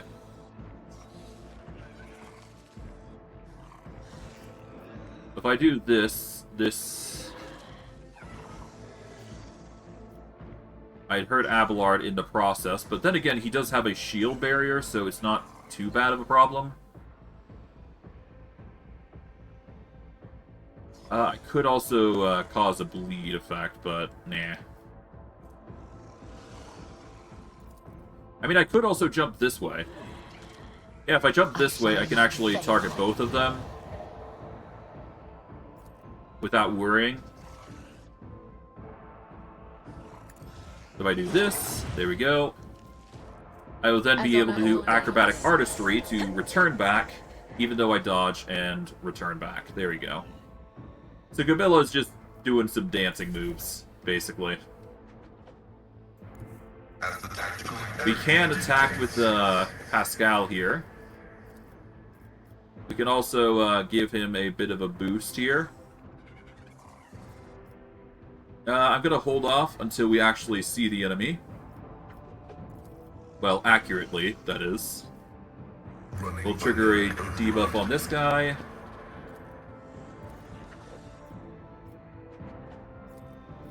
Can't really hit them accurately.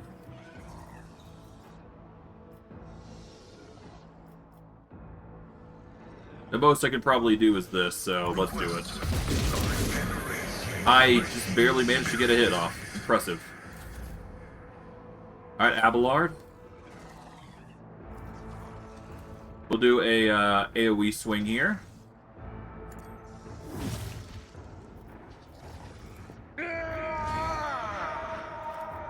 Target you. And taunt. Keep you guys taunted on Abelard. And yeah, they won't be able to do a dang thing because of this. Alright, Cassia, we want you to move forward here. Battlefields are always drowned in scarlet. We can burn both of them, but before we do, we want to do this. Isn't to this a weaken them. job for the serfs? We will then follow up with a... Let's see.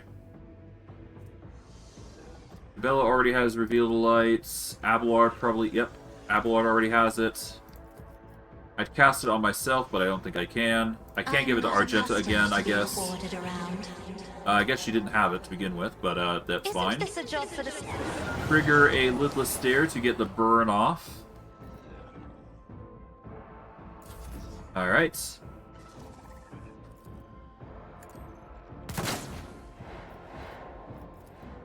Forgot I had a extra power, but I digress. Doubt is for the weak. That's GG. That was easy. with each step, Surprisingly easy to I boot. forge my destiny among the stars. Then again, it's not too surprising. We're doing quite well for ourselves, to say the least.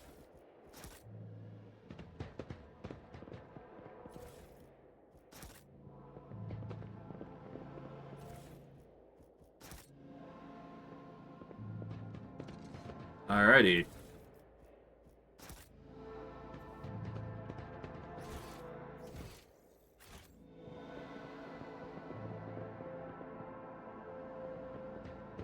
Okay.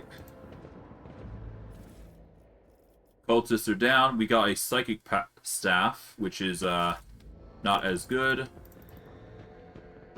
I don't think there's anything else beyond this. Yeah, they don't show the bottom areas, I don't think, so there you go. Now, is there anything up here? I'm just checking to cover my bases, basically.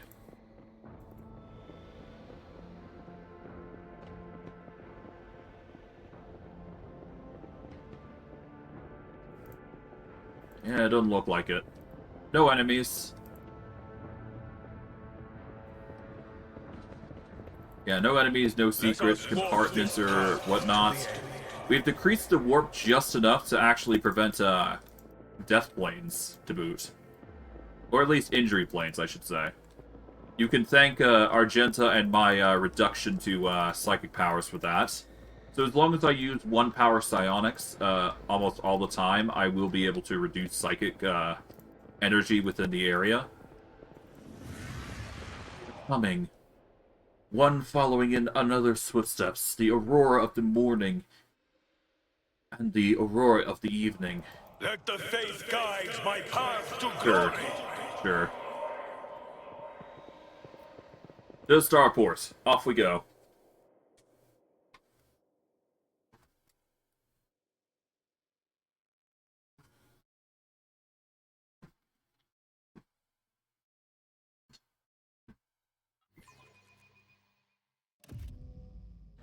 Alrighty. The anarchy at the starport will distress the hallowed machine spirits of the Voidcraft, rendering them deaf to all litanies of placation. The shuttle we use for the evacuation must be handled with caution. With all due respect to your faith, Haneman, if we find a working shuttle, we will worry about restoring the machine spirit's equilibrium once we're back on board our ship. Your glyphs have been scrawled onto the rockretes. Their natural shapes are physically repulsive. Okay. Before he dealt with that treasure trove... Judging by the positions of the bodies, the soldiers walked into sniper fire and died before they knew it was coming.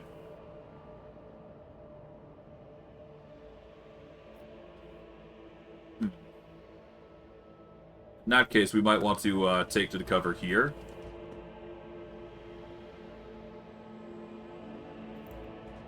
Grovel before the faithful. Alright. You ready to die? Let's see, sniper fire. So we got a sharpshooter back there, but otherwise the rest are probably going to start coming over to us. So we are going to have Abelard stick here. Well, maybe not even that. We'll have Abelard in the fray. So we'll have him here. Argenta's going to take cover here. Pascal's going to take this side. Although, these guys are actually going to start funneling over this direction, I believe, so... I suppose I could, worst case, go with this side and just catch them off guard. So I guess I can reload to see if I can't make that a reality. I mean, why not, right? It's not like we're lacking in that option.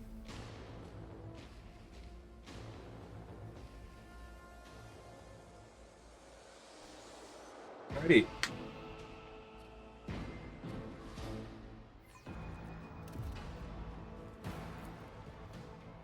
Let's go.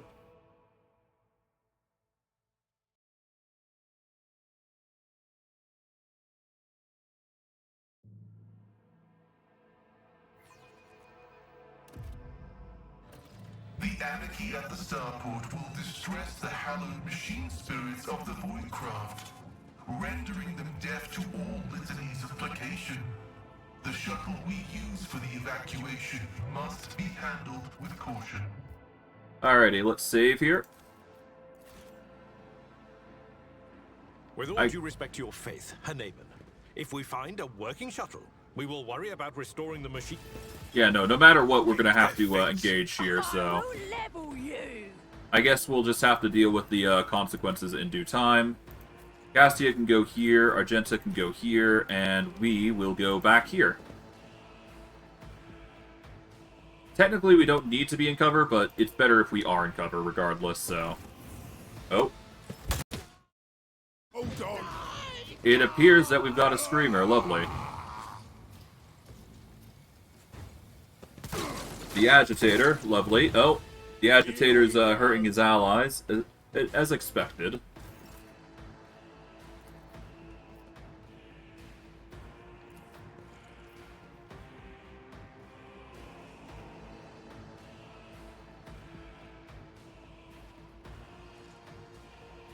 I mean, well, we can go through here, it seems, which is interesting. I wasn't exactly expecting a party here. We're going to actually go Argenta over here. It's not full cover, but it is certainly better than the cover that we're getting. Oh, I should have used this. Whatever. As the Emperor commands, I act. I refuse. Alright. I'll do it. Ow. There we go, that's another enemy. Alright, Cassia. We're actually going to put her in full cover here. The navigator is coming. Throw down a burst of energy, nuking literally everybody here. There we go. Clear up the space to a degree.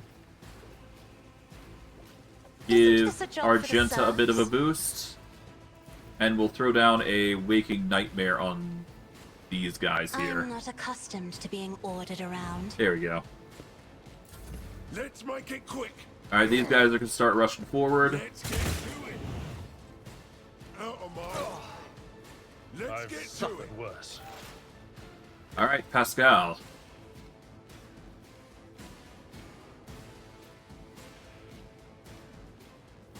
We are going to have you first activate your litanies against everybody here. Just makes it a little easier for us to get things into working order. We are then going to move you up. And let's do an area of effect, affecting these two. There we go. From there, Cabela is looking a little worse for wear, so we're going to give her a quick heal. Though I gave thee my blood just and to my start. pain, thou hast ordained that I shall live. Let's move up. We are going to jump her into position. Trust me. Here we go. We shall strike these two. Or do we go with the area effect thing? Now let's go with this. And let's return. Trust me. This will just make sure Cabela is alive and well. And that'll be her turn. Die with grace, at least. Okay, there goes Pascal. I was kind of expecting that, but still hurts all the same to realize that's going to happen often. Duke you, that's going to get you killed. We'll start getting Abelard into position. He's going to be needed in the fray. And then we'll just weaken this guy, I guess. Because Abelard will focus on him. We will then get into full cover here. This is the next best thing that we can do. Alright, Abelard.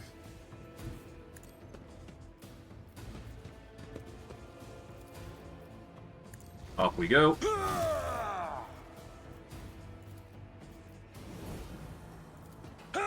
Endure. We'll go for a taunt, and because we have no specific enemy that we want to target, we're just going to focus on these guys. There we go. And while he will be a target, we should be fine. Let's make it quick.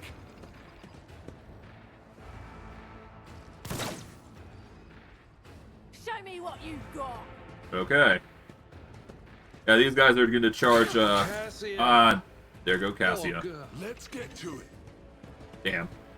Okay, Cassia takes a brutal injury. That can't be helped, though. We just have to make do. Abelard's going to take the brunt of the attacks anyway, so it's fine.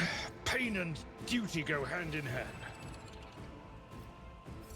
We'll have to deal with the, Oh, hello. Seems like we got some assistance. Nice. Glacio.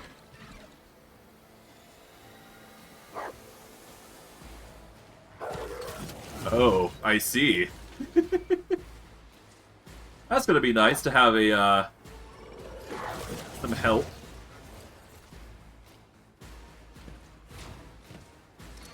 Didn't think that one coming, did you? Christ. That's a lot of attacks. Clearly are outmatched. Here we go. Wild. This is gonna be wild. So yeah, because of the DLC, we got yet another individual that's gonna be joining us, Arbitrator.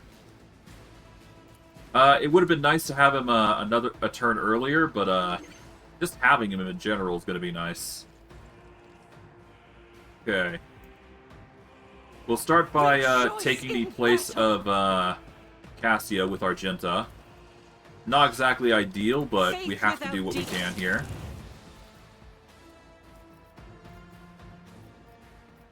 And we will go into cover. I'll do it. Let's make Here we it go. quick.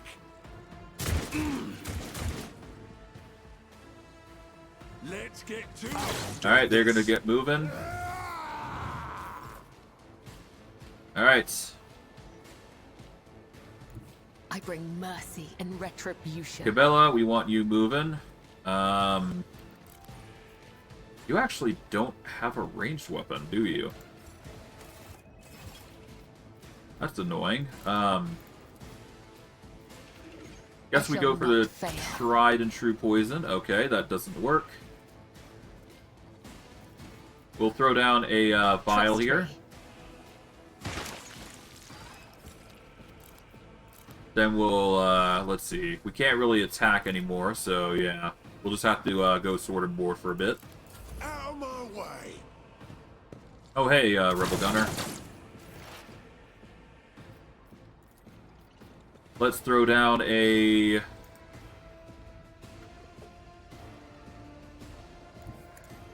Yeah, let's throw down a Burning Gauntlet here. Throw down the Ignite here. The Emperor, let this be the war. There we go. A nice juicy burn. We'll give Cabela a bit of a boost. And so shall it be done. And we'll even implement some damage across... Oh yeah, Glacio, huh? Let's target the Screamer. He's going to be a problem in the future, so we should get rid of him as quickly as possible. Okay. It will be done. I'm going to actually have Abelard move up here. Tried and tested tactics are the best ones. And we're actually going to taunt. We will charge into At your beck and the Screamer.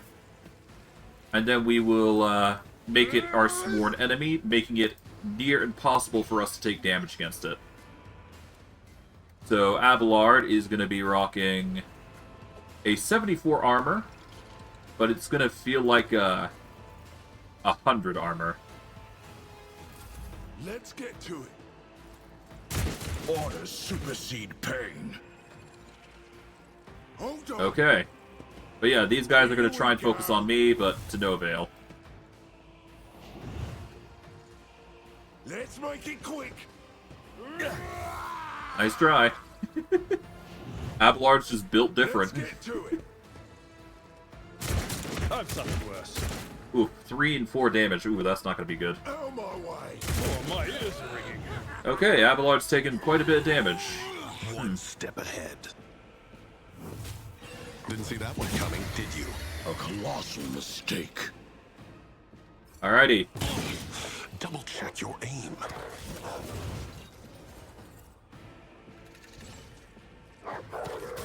Okay, almost done with their turns, but having them around is certainly helpful. Okay. Hey! I've suffered worse. Oh god, Abelard's taking so much hits.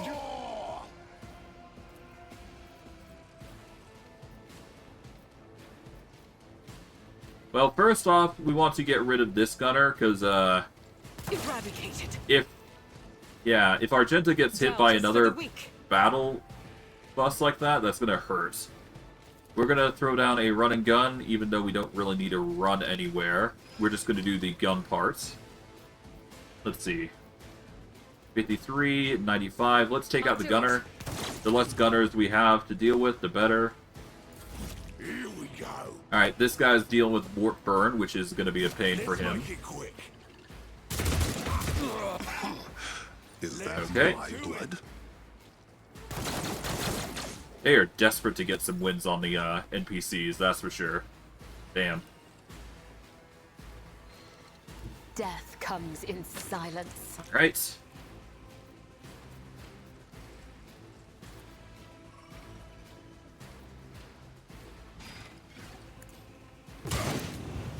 Okay, well, we can't really do anything else beyond that, so there you go.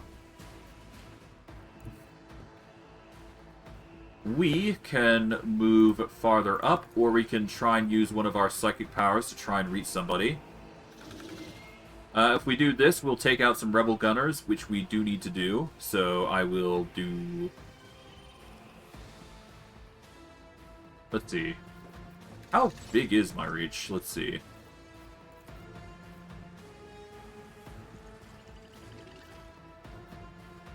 I've just got barely enough to target these two. So if I target this one, I'll be able to take out the rebel gunner here. So let's do that. There we go. This guy somehow managed to survive. I'm going to move over here. Then I'm going to give a buff to... I can't give a buff to them, but I can certainly try. Nope. Okay. So I guess we target the Screamer here with a weakness buff. And that's just going to have to be it. Okay, Abelard. We actually want to prioritize defense here, so we're going to not do anything offensive. Let's actually go as far as to heal here, because we need to. The healing is much appreciated. And we will taunt all the will be same. done. There we go. That's going to give us significantly more armor, I believe, if we just remain defensive I here. could use some help. There we go. Forward. With Alright, purpose. Arbitrator, yep. Ooh, not a fan of the warp This screens. can't be happening. Alright. There we go. Oh, parry. Parry? Seriously? Damn. Let's get to it. Okay, Abelard takes 11. That's fine. Is that my blood?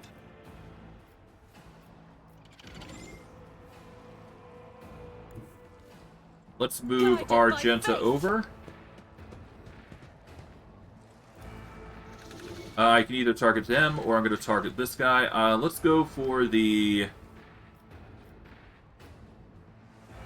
Let's aim for the guaranteed kill here. As the Emperor commands. Well, I near act. guarantee, it seems. Well, we'll just defense up. Alright, Cabela. We're going to have you move I over am your here. blade and This will shield. guarantee the kill at least, by using the two-handed weapons special maneuver here. We are going to throw down... Yeah, let's throw As down the Captivate tenants Audience as demand. well. This will just get the bleed off as well. It's on Brings full me no display. pleasure. We will then throw down a As jump honor here, ordains, let your soul be purged. throw down a Blade The Dance to shadows guarantee will some see kill. done. There we go. And while we can't get into cover, Cabela is going to be perfectly fine.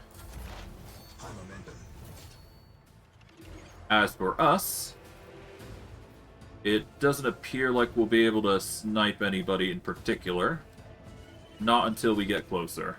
So, let's just move out of cover here. Get as far as we possibly can. And let's see, we can target you. We can target... not the Rebel Agitator.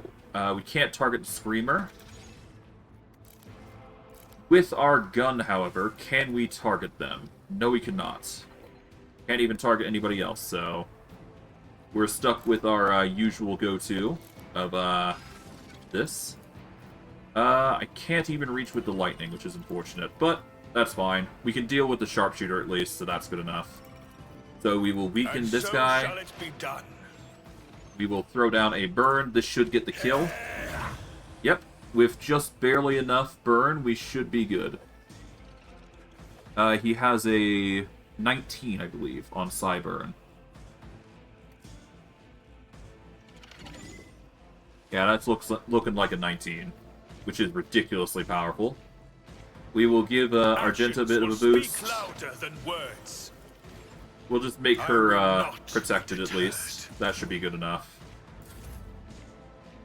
And Abelard, well, he should be good enough that he can actually charge in. Off you go, buddy. Let's get rid of this thing. I will do my duty. I took care of this one. All right. At your beck and call. Let's target the sharpshooter here, actually. Indeed. And while we're at it, can we reach this guy? No, we cannot reach the Rebel Agitator. So we'll leave that to Glacio and whatnot.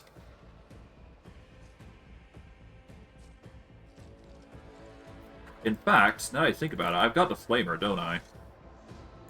A tactically sound approach. Why not? Let's just burn this guy to death.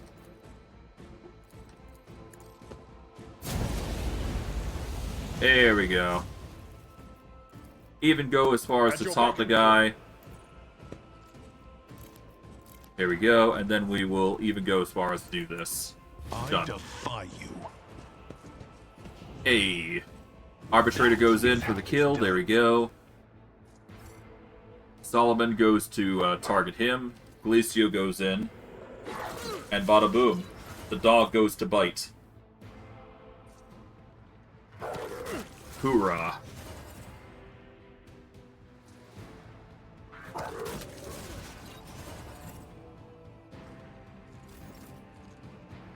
Alright, Argenta. We'll have you run and gun into a better position. I do believe...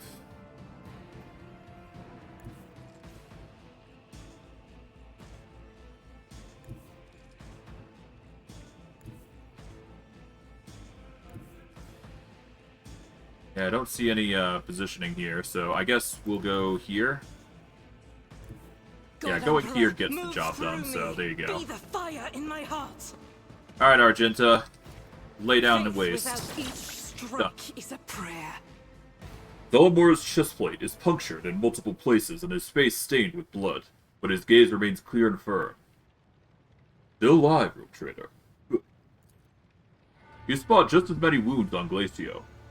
There are burns and cuts all over the coat, and one of the visors is broken, and yet there is nothing in the cybermastive's straight posture that would indicate pain. If pain is even something this dog can even feel. What's happening on the starport? Panic and heresy. The people are ready to crush each other to reach the shuttles, which makes them easy targets for the enemy. And what of the governor? I do not know. He waited for you, under Arbity's escort, to burn the heretic's body and conclude the ceremony. But when the sun went out and enemies came at us from every crack in the Rockreet, he panicked and ran. Not the smartest choice. It would have been safer with us. Those wounds look bad. Would you wish for first aid? I would have accepted your offer, but we still have Medicaid kits. Not many, but it should last us until we get to the shuttles, which is all we need. It appears your investigation has hit a dead end. Not yet, it hasn't. A crooked smile crossed his face. We did find something on the port terminal. Shortly after the teeth was hauled away, a suspicious ship took off from the planet. I already know how to track it down.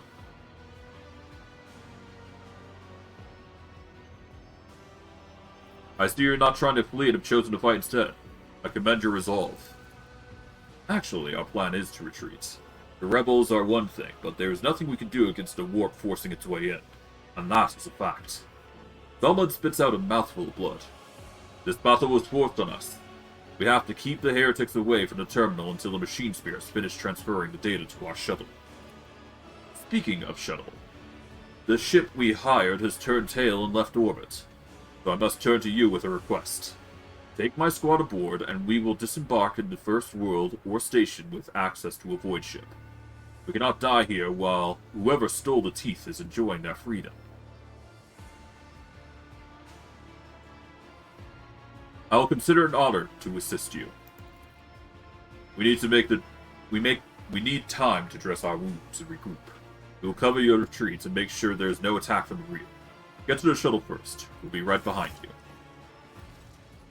Alrighty. Let's go clear up a collection.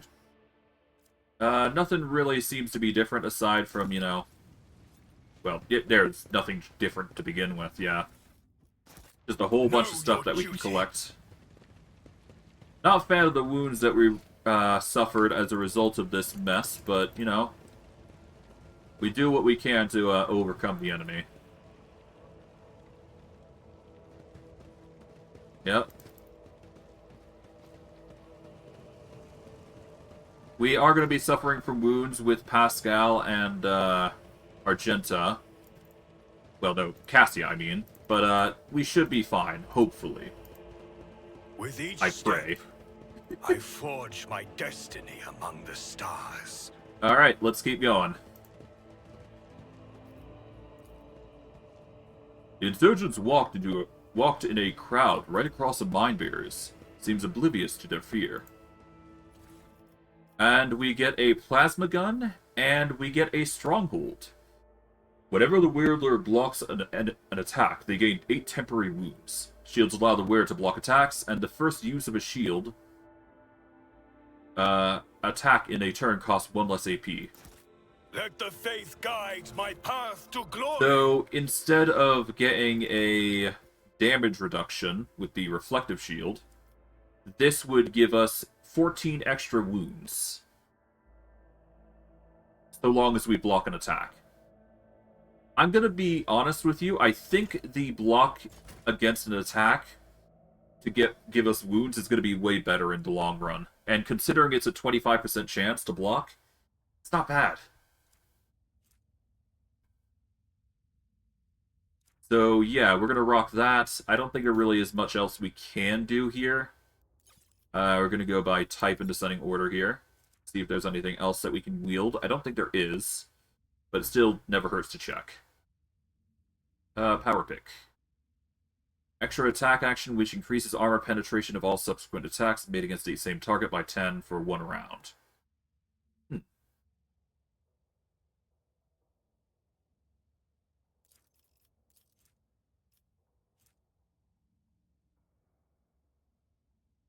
So I guess this is the ability that gets an extra attack that can armor pen like crazy. I mean, if we want to bypass armor, that pick is probably going to be really good in this instance. So it might be worthwhile to consider. It's not as good as the, well, it's slightly better than the Unquenchable Fury, but I don't know.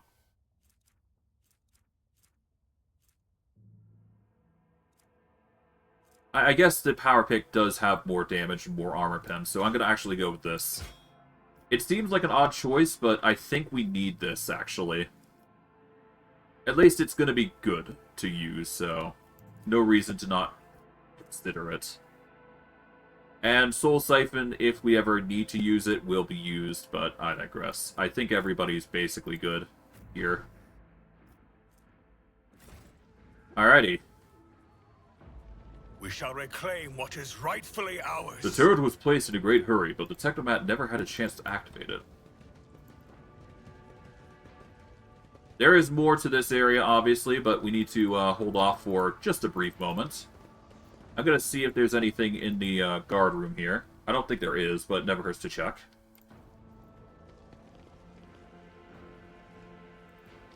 Okay.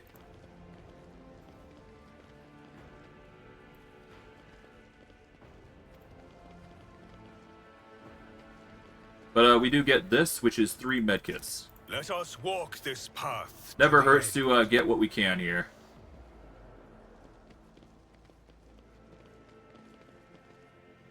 Promethium has been taken by heretics. Okay. That's fine.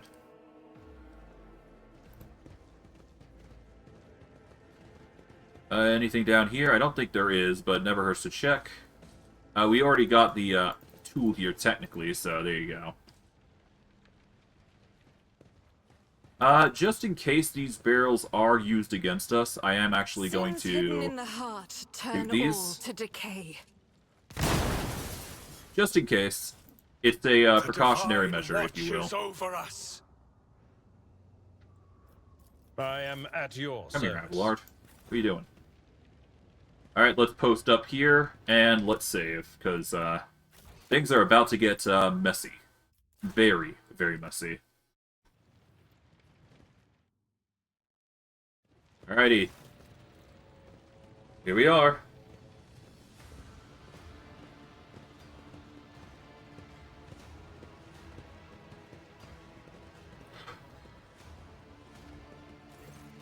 The stench of Physaline and blood blanket the starport. Echoes of shouts and gunfire drift over the landing pads. The shards of plexiglass crunch underfoot. You recognize Sergeant Malgar amid the crowd huddled next to the shuttles. He was the soldier who greeted you upon your arrival in Rykard Minoris. A group of bloodied and frightened people is wedged between Malgar's wardens and the shuttle. You recognize them as the governor of the planet and the members of his high-ranking entourage. Their expensive attire has been torn in the fight, and many bear wounds left by the bayonets. And let's examine the people on a shuttle. Some of the nobles are paralyzed with fear. Others have succumbed to despair. 2 corpses are lying on the ground with their arms outstretched. Black blood has pooled under one of them. The other's skull has been split open like a nut, encircled by a pinkish-crimson halo of bone splinters and bits of brain matter. Sergeant Malgar, I demand a report. What's going on here? The sergeant spins around to face you, his face twisted his face a twisted grimace of anger. Our esteemed governor and his gang of cronies had been cowering behind us, and now, when things get tough, they thought they could scarper him and leave us here to die. We've shed our blood for him, and broken our backs to provide him. And after all this, you think that's fair, you piece of grox. Malgar's stun baton hits the governor in the chest, causing the adornments of the governor's uniform to jingle in unison. The governor spits out blood and opens his mouth to respond, when his head explodes. His body falls limp to the side, his remaining eye staring upwards. The chorus of noble screams cannot drown out the sergeant's spiteful whisper. Enough. You've said your piece. For generations upon generations, the nobles of this world cared for Rykard Norris, and ensured the prosperity of its inhabitants. And this is your gratitude, peasant? For killing a nobleman, you deserve to be executed where you stand. Cassia throws out her hand, and Malgar's knees buckle. My mentor was right. The rabble truly have no honor. Abelard looks at the governor's body, his brow furrowed. Yes, punishable by death.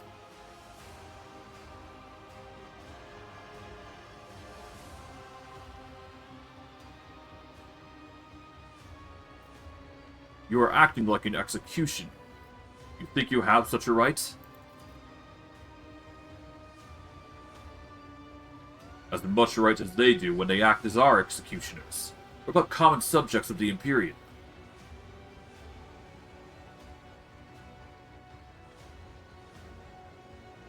Would anyone like to say anything to Sergeant Malgar? An angry murmur runs through the crowd of nobles. Some are uttering the deceased governor's name in horror. Others are begging you to kill the deranged warden. Some are hoarsely wishing eternal torment upon Malgar, but none dare to raise their voice and answer you. It would seem you intend to rise up against the very foundations of the Imperium. It's not true. I am loyal to the Imperium. The Imperium of Man, the Imperium of the Golden Throne. I am ready to fight the darkness among the stars and aid his servants, so that his design may triumph. But I refuse to believe that the Imperium needs a bunch of arrogant nobles more than us honest workers and warriors. Do you truly wish to see them dead? Each and every one of them? I do. The decision to leave the commoners on the planet did come from the governor, but they supported it. They're accomplices. No one tried to stand up for us. I see. Look at yourself, servant of the God Emperor. Whom do you serve, humanity or its foes? How dare you speak of justice with kindred soul, kindred blood in your hands? Lower your weapon if you value your soul. Malgar raises his gun at you, only to immediately lower it. His hands are shaken. Shame and despair are showing through his mask of bloodlust. Crying out loud, "Your lordship, sir, how could you say such a thing?" A dull thud comes from deep within the starport. Heavy footsteps shake the recruit, raising an unpleasant tremor in your bones.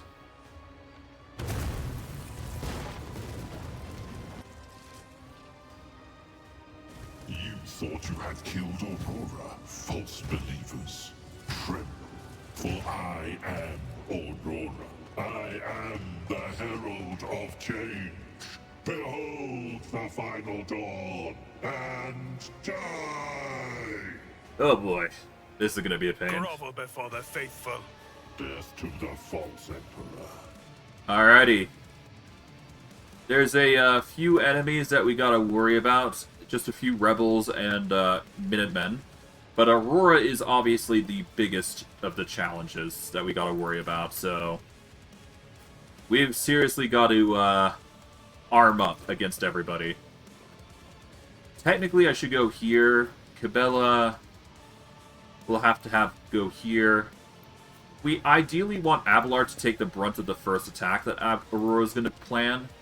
And we'll have Cassia go... I guess we'll have Cassia go here. Argenta we want over here. And we'll have Pascal go over here, so that way he can start taking out the Minutemen rebels. Or Minutemen rebel. The rabble, if you will. Okay, we take some serious damage. Not a fan of that. Ow. I'm here, maggots. Okay, Let's make it we'll quick. speed these guys up. Let's get to it. Enemy's might is unfathomable. Offer a prayer to the Undying One, for we will appear before his throne soon.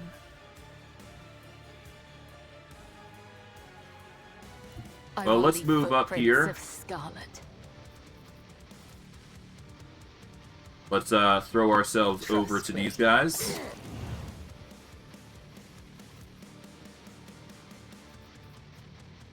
We'd be suffering a huge hit if we were to go sing multi-attack here.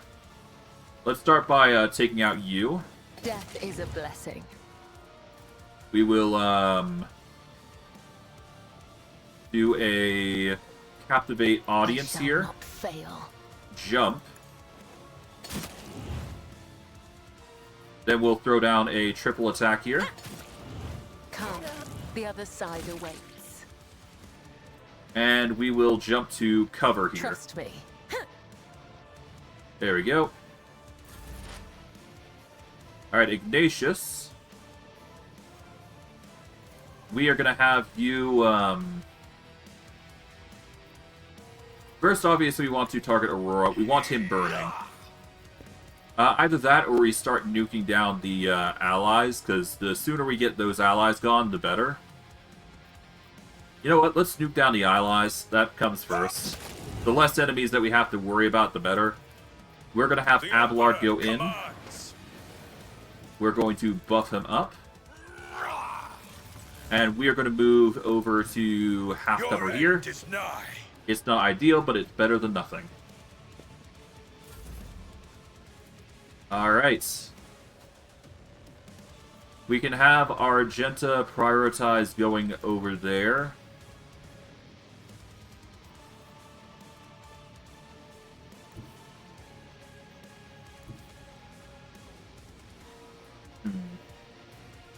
We'll start with the Furious Recital.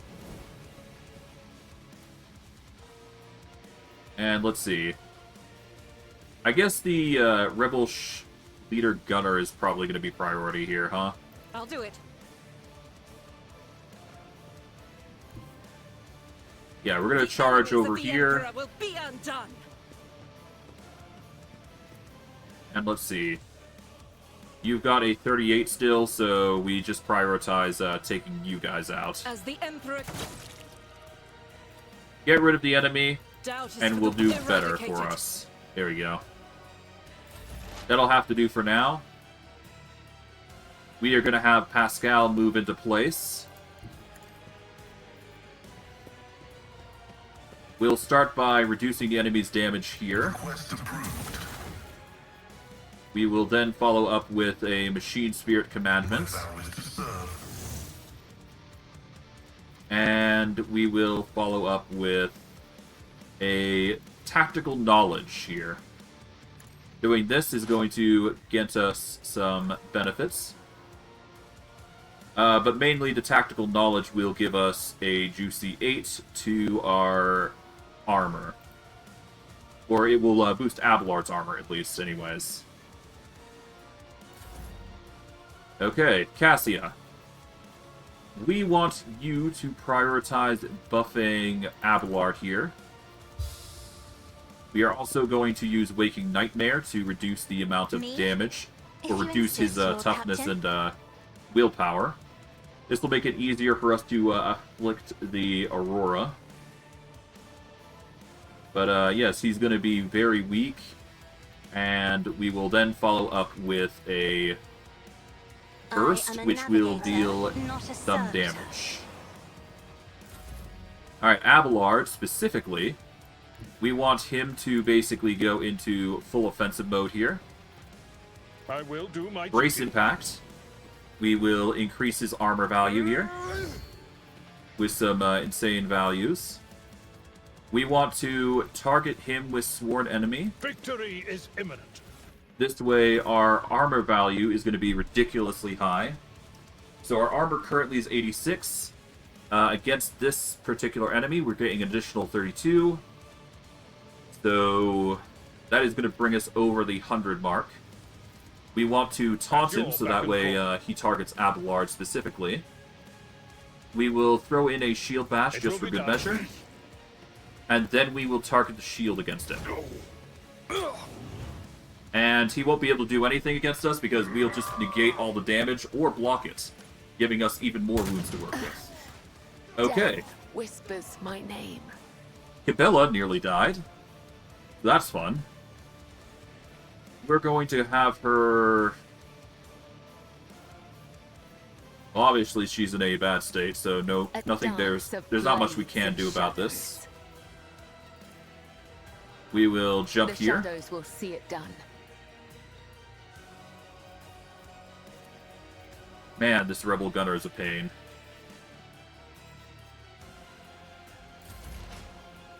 Alright.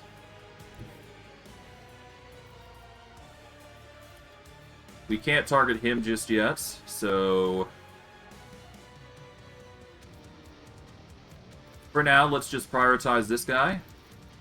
We will debuff him even farther. There we go. Throw down a burn. Rejoice in service.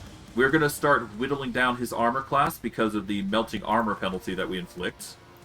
We're going to give Pascal a bit of a Actions will boost. Speak louder than words. I will not be deterred. And then we want to march as close as we possibly can to get at this guy, because we do need to do that if we want to stabilize him.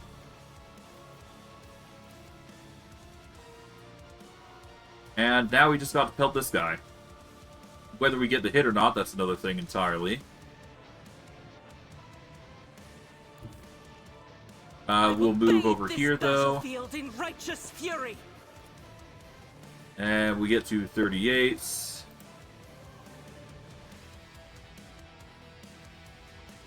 if I'm here, that might give me just enough, but it would put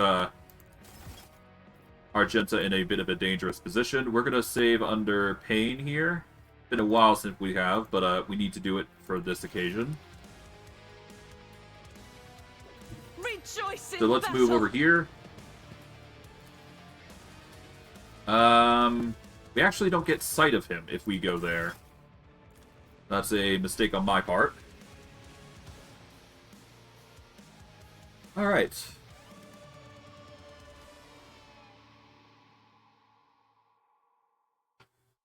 Well, worst case, if we don't hit, we don't hit. But yeah, going here is not an option. No, here. Yeah, we don't actually get a good shot on him if we don't do this. I'll do it. So I guess we're just going to have to throw some winged shots here. We'll throw down a entrench, so that way we've got some serious movement next turn. Alright. We'll do Machine Spirit Banishment here. Approved. Throw down another stack there. Does this stack?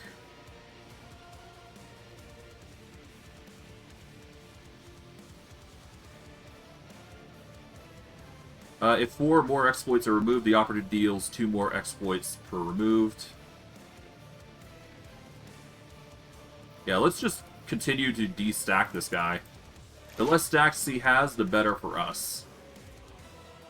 And the more armor we receive. So there you go. So now, if I go here... Oh, my tactical knowledge actually decreases as a result of that. Okay.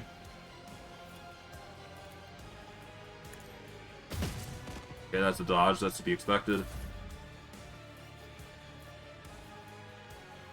Okay, Pascal. Let's see. Yeah, let's give Pascal a bit of a boost. Me? If you insist, Lord Captain. Aurora. I don't need to worry about too much. Instead, I'm going to give Pascal a bit of a boost. And I'll give him an extra turn. Because I want him to go for an area of effect swing. Why not? Some damage is better than no damage, and I know Cassie is good for it. Alright, Abelard. Same thing. Taunts. It will be done. AC. Sworn enemy. My duty. We will then attack. Indeed. And then we will defend. Just a minor Okay. setback. Thankfully, we are in such a defensive mode that we'll be fine. Oh, Blessed Emperor. down goes protect she. your daughter. I won't be able to target him just yet. Alright, let's see if I can't get away with this. We'll save. Yes, it does mean that she's going down, but we've got 5 more people, so we'll be fine. Now, I do think that this is just enough that we can actually target him. Is what I hope, but I guess not. Like dust beneath my feet. Okay, no, I can't actually reach him yet. That's annoying. I can't even reach this guy as well, so let's load for a sec. It's clear I'm going to have to engage myself if I want to get the victory on this guy. But God, is he so far?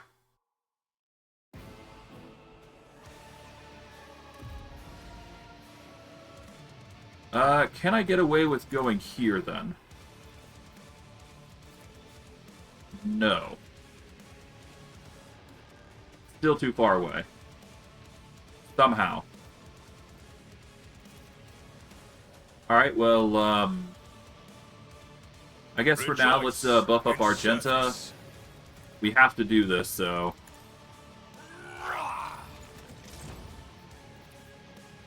I guess for now, that'll have to do.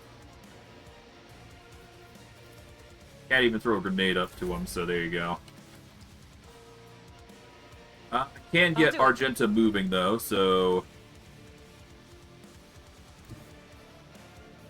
Let's see, can I get her into cover? Not really. But this is the best way to get a fire shot off on him, so there you go. Let's move. I mean, hey, if he goes down because of this, I can't really complain. As the Emperor... There we go, that's the start. There we go.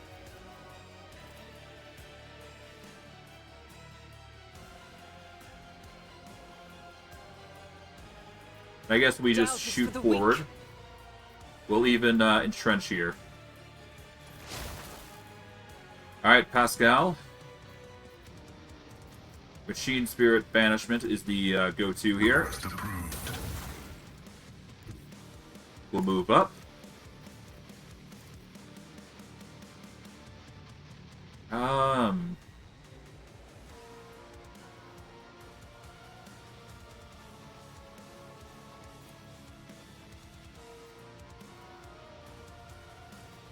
Yeah, let's just keep to a defensive maneuver and just attack from a range.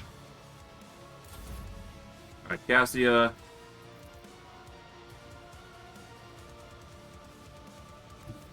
I have read tomes of military tactics. Okay. First.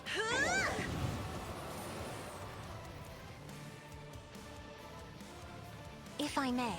Alright, Abelard. We'll give you a few extra turns to work with. Is what I would say if it actually worked, but no. We're going to go with Lilith's here. There we go. Alright, Abelard. Once again, buff. Buff. For an enemy. Taunt. And I guess we will go with... No, we'll just stick with the attack and taunt. I will do my duty. Oh, I guess this guy's running. Round 4, what are you doing? Oh, right. Destroying shuttles. That's what you were doing. Yeah, so if you let him, if you leave him alone for too long, he starts destroying shuttles, which is not good. And oh boy, are we in a bad position. We need to go. Let my enemies tremble Out. at the sound of my steps. We're gonna do some lightning. There we go. Let this be the warning to all who oppose us. I'm going to arm myself. Commands. I will buff myself. Actions will speak louder than words. Alright, Argenta. I'll do it. Oh, come on. I will not.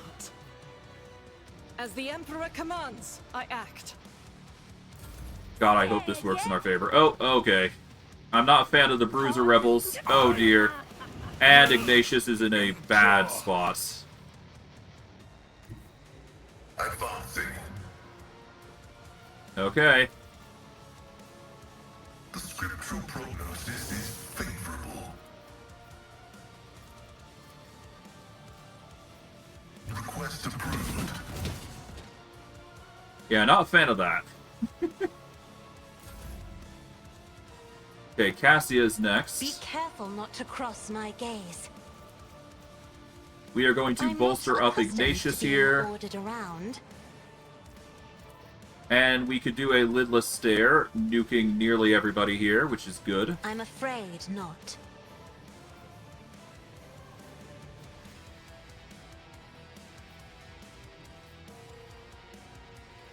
Can I not target there? Seriously? Alright, fine. I guess,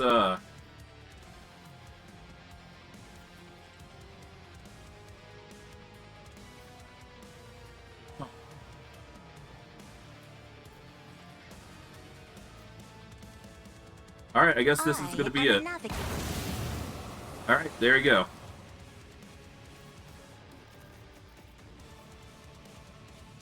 If I may. Here we go. That'll have to do. Let's get to it. Is the reward. Okay, we're gonna go here. We are going to charge as far as we can here. Taunt. Victory is imminent. Endure. And It will be taunt. done. There we go. He's gonna move over. We get an attack off. Not that it really matters. And oh god. Come on.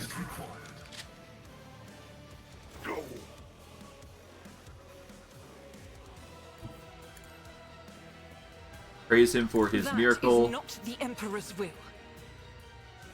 I'll do it. None can escape Finally. the Emperor's judgment. And we will Faith throw then without another deeds is attack here. worthless.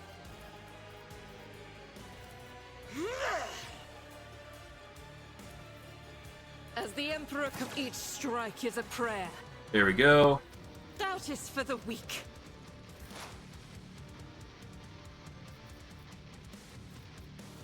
Okay, more stacks here.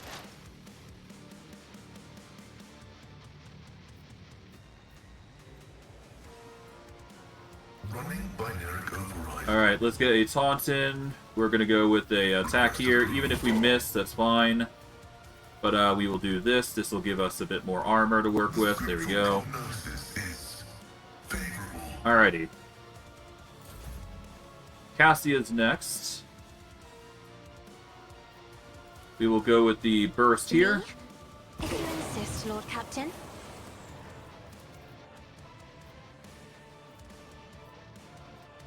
And let's keep bolstering Abelard, I guess. Weakening him.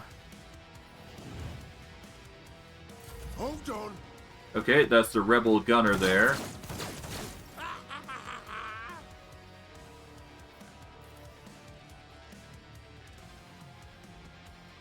Follow my Let's lead. move here. I'm not interested. Okay, I cannot heal him up, so that's a bummer. Indeed. That does mean that we're in a bit of an issue here, so... Yeah, no, I think I need to reload, because we won't have enough time to actually beat this guy then. We need to actually, Yeah, if we don't do it properly, we're gonna perish, because we need to, we need to be in a position where we don't die, basically. And if we're that close to the enemy, we're basically boned, so I'm actually gonna have to, backtrack and focus on, Aurora here. The more damage I do to him, the less I have to worry about.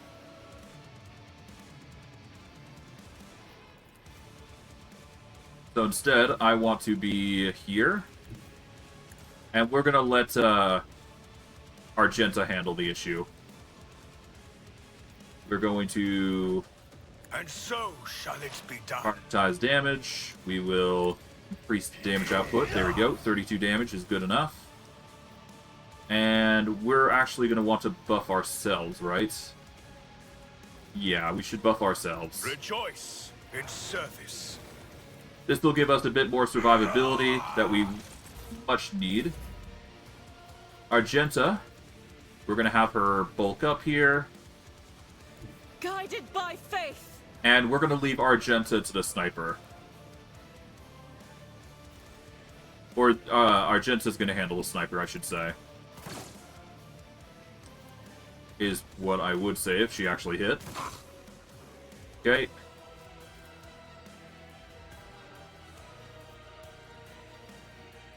Okay. I'll do it. Forward you go. Bulk up. Alright, Pascal.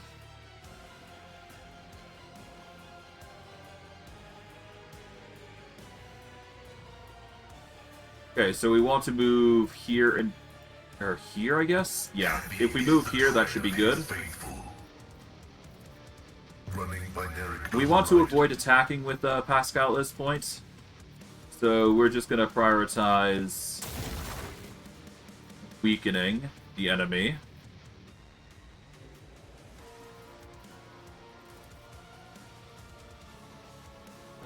You know what? No, let's Request approved. let's at least get shots off here. Even if he dodges, that's fine. As long as we can intimidate, that's good enough.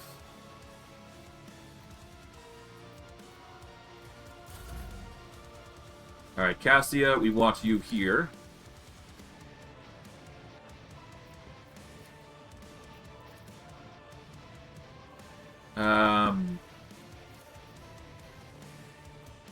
Cassia should definitely buff up our character, because that's going to actually increase the damage that we do. And we're actually going to give Ignatious extra turns, because this just makes us do more damage. So there you go. So, yet again, we exploit and burn. But yeah, by doing this, we'll degrade his armor each time we do it, so that's good enough for me. Alright. We are going to move... My place is at the fore. Alright, move here. It We'll will be endure. Thwart enemy. Taunt. done. At your beck and call. Attack. It will be done. And shield up. Victory is imminent. And now he goes in to destroy one of the ships, so there you go. But yeah, he positions himself in that position there. But yeah. Now we're in a bit of a awkward position here, but that's fine.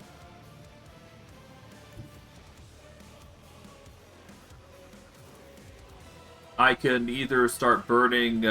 we'll focus on Aurora ourselves. I will not. We'll leave Cassia to deal with the fodder. Yeah, Cassia is responsible for the fodder. We're responsible for dealing with Aurora. We'll give Cassia a bit of a boost here, just to help her around. And we'll get into cover here, just to keep Ignatious alive. They're going to start moving it forward. Cassia gets smacked behind, but that's fine. Ow! I'm enraged. Okay. Prioritize you. Then we'll shoot over here. Faith without deeds is worthless. Let's make it quick. Alright, Pascal.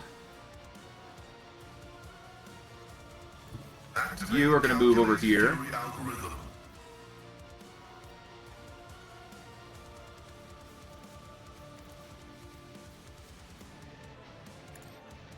Make sure you suffer that. We'll activate the Intimidate function here. And go for a swing. There we go. But yeah, Cassie has been knocked prone, so we won't get that area of effect, which which I was hoping for. So that's fine. Tried and tested tactics are the best ones. Alright, Abelard. Charge forward here. I will Endure. do my duty. Thorn enemy. And we'll taunt everybody here, as much as we can, anyways. Out of my way. Ow. Brace yourself, Abelard. Okay, Let's get to it. nice try.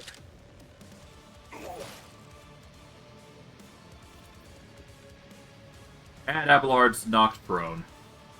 May the Divine's will be done. Okay, Actions will speak louder than words.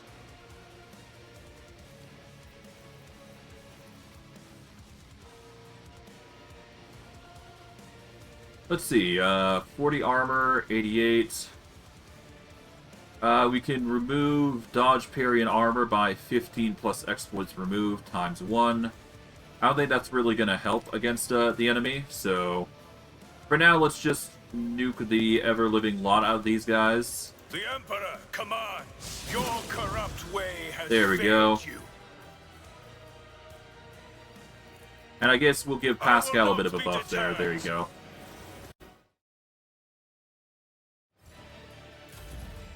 Damage is negligible. Okay. Alright, Argenta moves into position. We want her up here. This battlefield in righteous fury. Seriously? Fine. I'm gonna go right here. Let's swap over to a gun that I know for a fact is going to nuke this guy. Well, God, he has only 20? Damn. So seriously, this is the best gun As the for it. Emperor, for you, my Emperor. Doubt is for none. Can There we escape go, the finally. Emperor's judgment. God, As that the is a Emperor pain. commands, I act. Activate Entrench here. Hold on. Okay, Pascal's not having a fun time. Has fallen. But that's fine. Battlefields You know what? are always drowned in scarlet. There we go. I am a navigator, not a witness the Go down. fury of House Orcelio. There we go.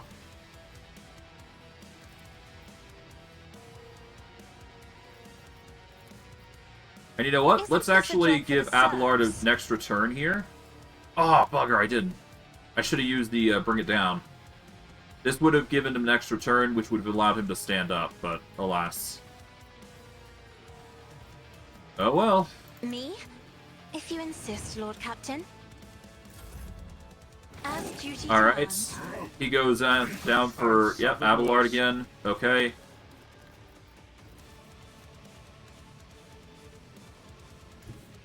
Let's move over here. And so shall it be done. Actions will speak louder than words. Here we go. Okay.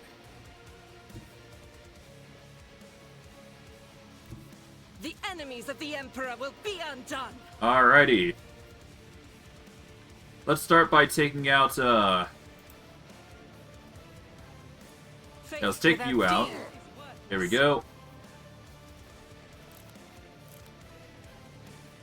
As the Emperor We'll activate commands, this. I act. Can I get another attack out? Yes, I can. I can do a burst attack here. I'll do it. Even if I don't get a hit, that's fine. And then we entrench Doubt is here. for the There we weak. go. Don't you need God, a breathing Cassia. navigator?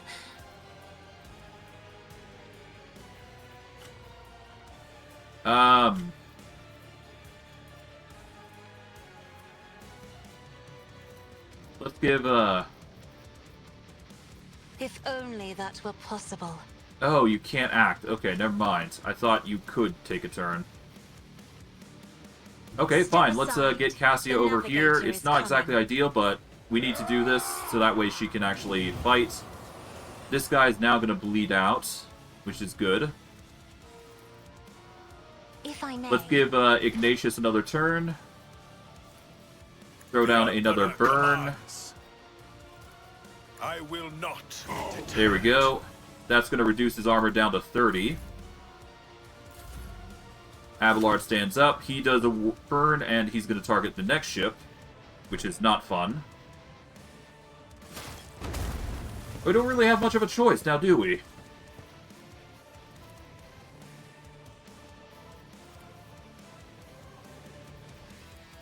But, that said, So it shall be he is done. basically ready to go. Actions with this, will speak louder than words. We've now reached a point where he is going to bleed out from the burn. Yeah, so he's got a 14 stack, which is fine. I just have to pray that's going to be enough. My enemies shall be crushed like dust beneath Okay. my feet. Let's make it quick. Rejoice So, in what I can do battle. here is first, I'll Faith need to without reload, deeds obviously. is worthless. But what I can do here is guarantee the kill on Aurora. Or try to guarantee at least it at least. We'll move back As the here Emperor just to keep our commands, I defense. act. Let's get to it. Die! Die! Okay. Die!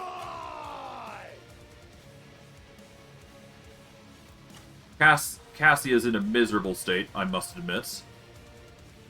But what we can do is... Give me strength. Ah, fucker. Okay, whatever. Hold on.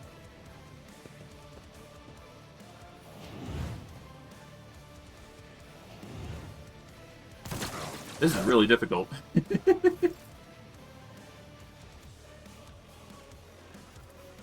But it's fine. Victory is imminent. Target well struck. As long as we get, as long as we ourselves do the job, we should be fine. It So will we'll be taunt done. here. We I will do bolt my up. duty. Make sure that you are the target. Well, we can't actually target you here, so... I guess for now, let's just guarantee a kill. There we go. Here we go. Okay, we're in a bit of a pickle, but Aurora's gonna burn. And yeah, Another step towards our ultimate victory. Aurora is basically gone, so there you The go. Emperor commands. Your corrupt way has We've protected the shuttles. It's not exactly perfect conditions, but we've managed to do what we could. But hey, we can now do this. We can now trigger this, which will get rid of everybody there. There we go. That's a few of the enemies cleared out, which is good. We've still got the Bruiser Rebels here, but we'll be fine. In fact, honestly, I'm confident that we can actually take these guys out. So we're going to start with the one that's not in melee. Is a prayer. As the Emperor commands, We'll then get I Argenta act. to act again. To run and gun this one. Doubt is for the There we go. faith without And deeds we is arm up worthless. again. Let's make it quick. These guys are going to try and focus on Abelard, and damn, do they do something. Okay, they decided on kamikaze tactics, which is okay. I'm actually going to target this one with the exploit, and we should be able to just lightning them down. Rejoice in serve. Another step There we go. towards our ultimate victory. Done is done. And by God, was this a pain. Know your duty. Alright, let's gather everything. We do get the Gem of Dark Vitality. It's only good if you're heretical. But it is there if you are a heretical type, so there you go. We'll grab everything else, though. Not a fan of us going down like that, but with a few respecs here and there to optimize, we should be good. 1 second.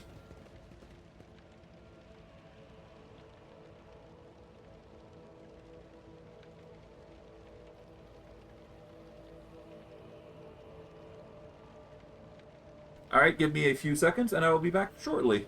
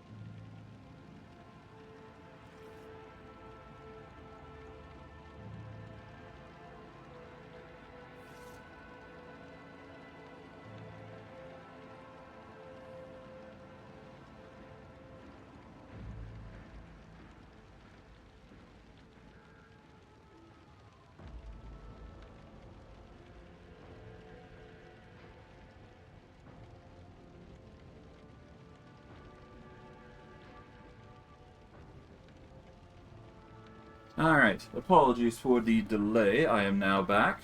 We're probably going to wrap it up in a moment here, so let's first We are see bound what by the blood of chaos Moses. is available here. We only got one ship, unfortunately, which is not too surprising given the circumstances, but yeah. That's the situation at hand. Not a fan of the sniper, but he does have the Rebel sniper rifle, which is a ridiculous sniper. He's also got a mesh vest, which is nice. But there is a little bit of loot if you're willing to go that far to explore for it. Just a matter of getting it, really.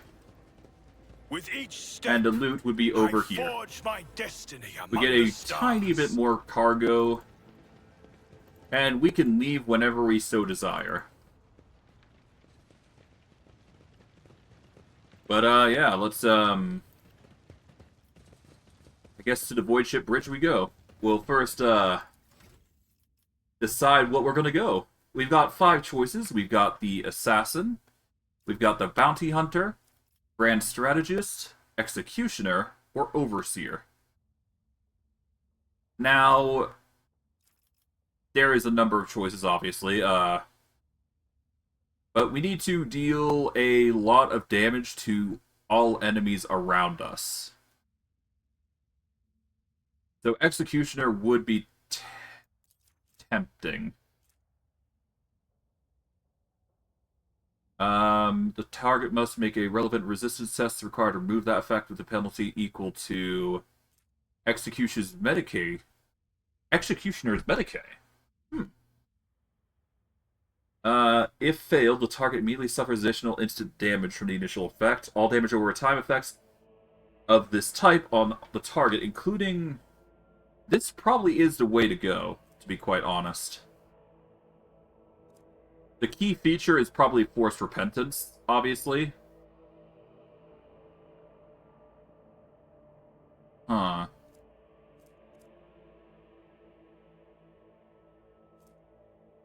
Actually, you make the time to turn weapon on hit.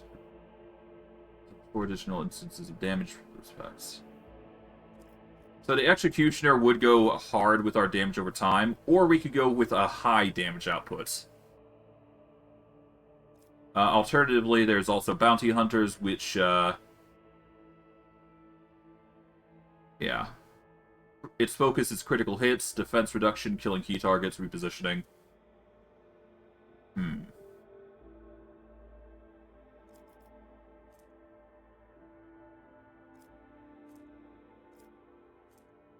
You know what? Let's go with Executioner. I kind of like that idea. It gives us the Forced Repentance, which is going to be...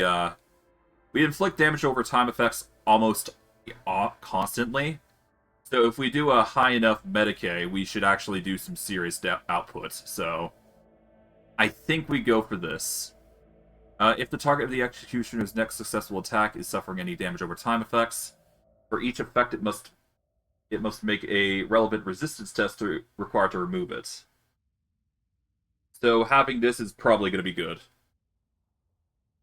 The target also immediately suffers 3 instances of damage from that effect, so the burn damage we do is going to be tripled on them.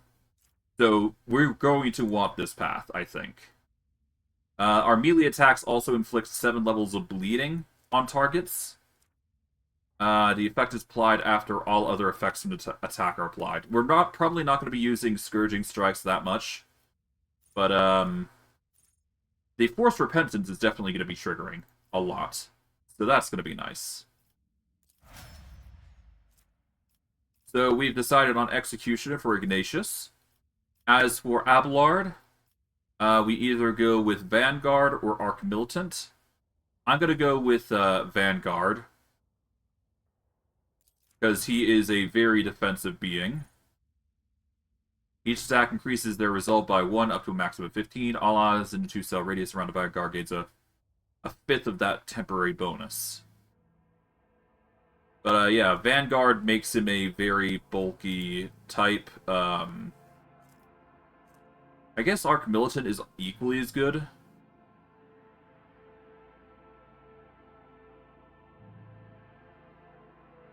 Versatility, large area attacks, personal buffs, weapon set rotation, crowd control.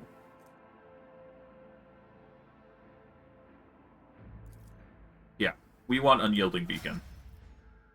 For Argenta, specifically, we are going to have her go into... Arc Militant would be the strongest, but I'm actually going to go into Bounty Hunter this time, for her, specifically. Because this will allow us to deal a lot more damage with our sniper rifle, which is kind of what I'm building towards with her. Just a very long-range fighter. Cassia, pretty self-explanatory. We're probably going to go into Grand Strategist. So we're going to go with that. For Cabela, I guess Assassin would probably be the way forward. Yeah, it's either that or we go Arc Militant.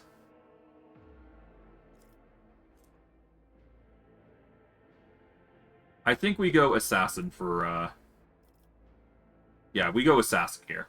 We'll grab Assassin for her. And finally, for Pascal, he's got 5 choices. I think, honestly, we're going to actually give Pascal the Overseer perk, because I do want an animal. We can either go for the Servo Skull Swarm or the Cyber Eagle. We unfortunately can't go with Cyber Mastiff or Cyber Raven, because you need to be a Sanctioned Psyker for the Raven, and you need to be a Arbiter or Arbitrator for the Mastiff.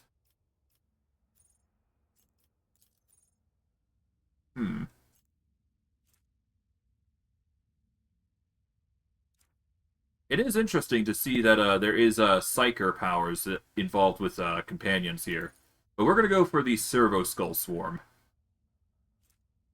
Whenever the Overseer uses non-attacking single-target abilities, except Psychic powers, Navigator abilities, and those granting extra turns on their Servo Skull Swarm, they are applied to all relevant targets in a 4-cell radius around it. The versatile support tool that enhances the Overseer's combat abilities thanks to persistent exploitation. Or extrapolation. I guess there's also the Cyber Eagle, which is an option. But I think it fits better if I just give Pascal the Servo Skull Swarm. It seems interesting, so I'm going to give it a shot. But yeah. We're going to give Pascal the supporting buff of Overseer here. Processing data from Tech Familiar Unit. But yeah, we got some interesting units, and for our troubles, we got a pet companion here. Watching the lazy handle sacred technology breaks my heart, figuratively speaking. Alright. Cardiovascular augmentation can withstand much more than high blood pressure. We'll put exposed weakness there, because we never really use it, do we? I'll put this here, this here. This is single targets, as is this. This is area of effects. Relocation. The Overseer commands their Servo Skull Swarm to immediately move up to X. Familiar's MP squares. It can move through occupied cells and does not trigger attacks of opportunity. Okay. And the Overseer chooses an unconscious familiar in their line of sight within 5 cells. That familiar gains 50% of its maximum wounds and returns to combat. Well, can also be used on familiars of other Overseers still in combat, so that's interesting.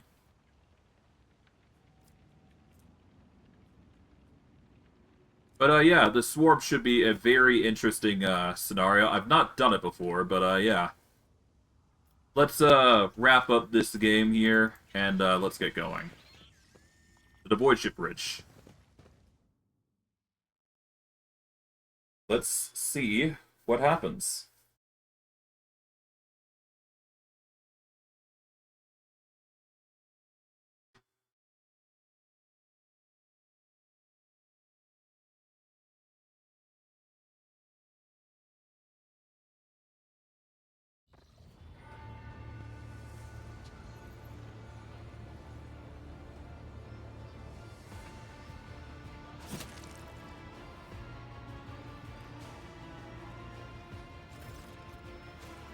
Thanks be to the Emperor, you're alive, your lordship.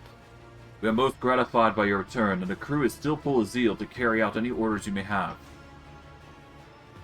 Before anything else, I wish to hear an account of what happened to the system's sun. The Voxmaster falters. Lord Captain, we saw a number of ships approach the sun, black creations of a human make, amalgams of sharp angles and edges. They surrounded the star, and then... My apologies, but I struggle to find words that could describe the terrible sight.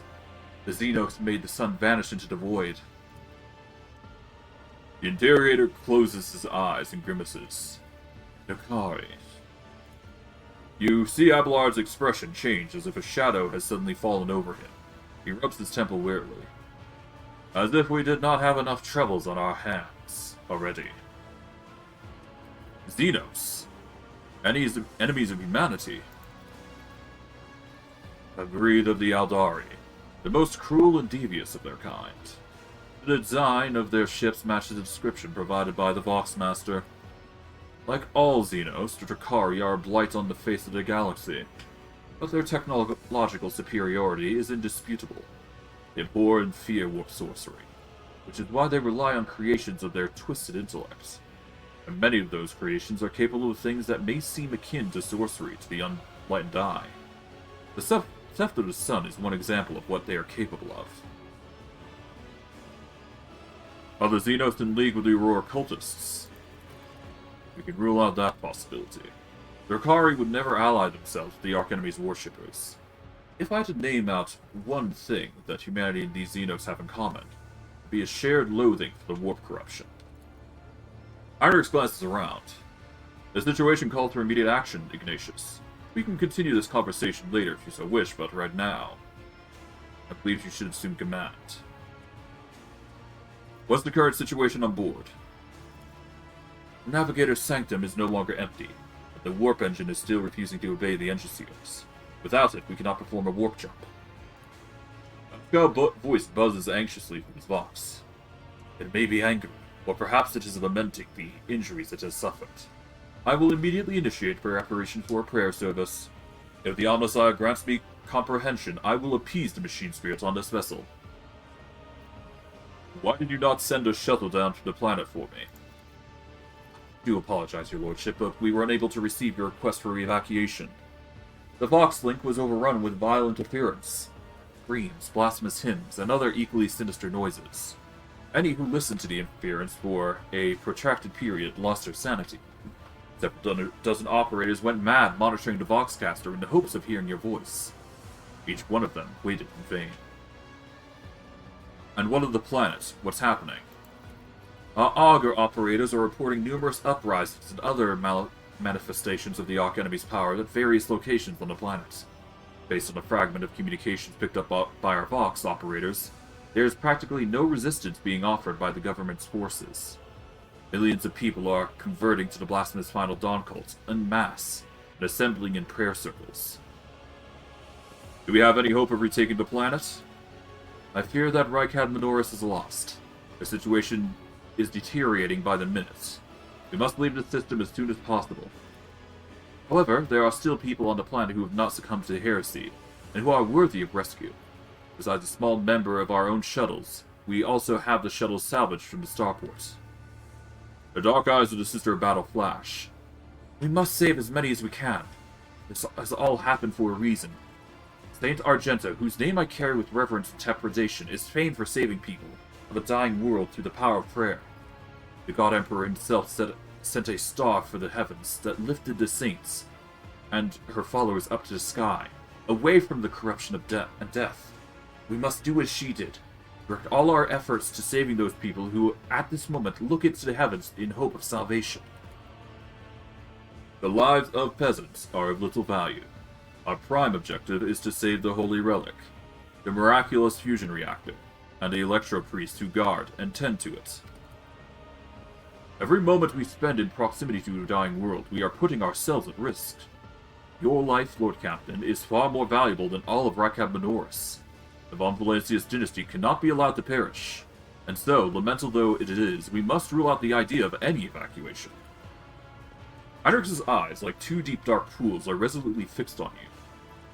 The world is doomed, and its inhabitants along with it. The disappearance of the star was the final nudge towards death, the finale of the Cult of Final Dawn's plans. I once witnessed a similar event, a world that has surrendered to the servants of the Arch-Enemy, and permitted corruption to enter too deep. At this moment, millions of people are bowing down before those promised them salvation, and they are willingly giving over their souls to chaos. Sacrifice great enough to bring forth a Daemon Lord. Our only hope of solving this process is to retreat to a safe distance from the planet, and conduct targeted bombing of the Electro-Priest Monastery. If we blow up the reactor, a thermonuclear reaction will follow. The world's oxygen will evaporate, killing off the entire biosphere. In doing this, we will save millions of souls from a fate far worse than death, and will save Rykab Menoris from becoming an outpost of the Arch-Enemy. Only death can rescue these people. The Undying One has reached out his hand to this world. It's time for him to reap his harvest.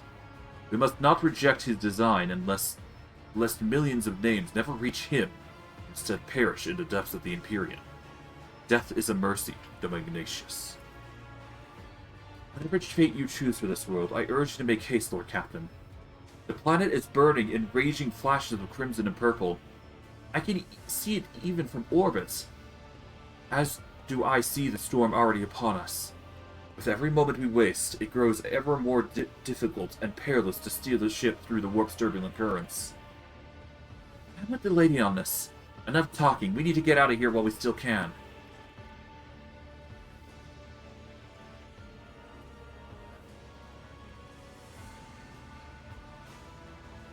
Why can we not try to evacuate at least some of the people? For the simple reason that the transformation process will soon become irreversible, and our sole weapon against it useless. The energy released by the bombardment could stoke the warp energies. I've never witnessed the aftermath of bombing a Daemon world before, but there is enough evidence of such attempts for me to say with confidence that you do not want to see it.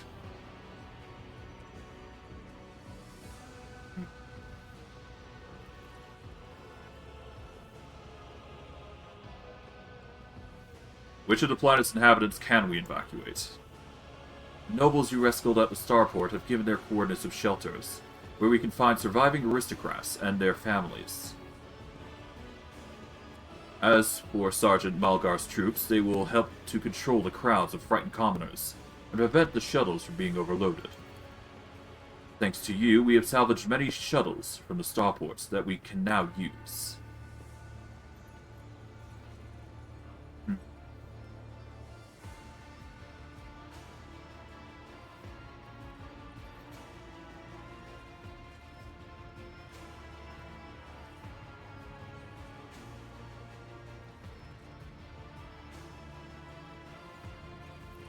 Now, let me see.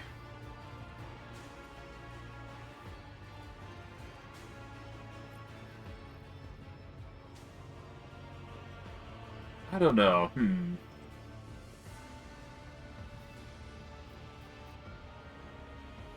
Let me quickly check the guide here. Let's see.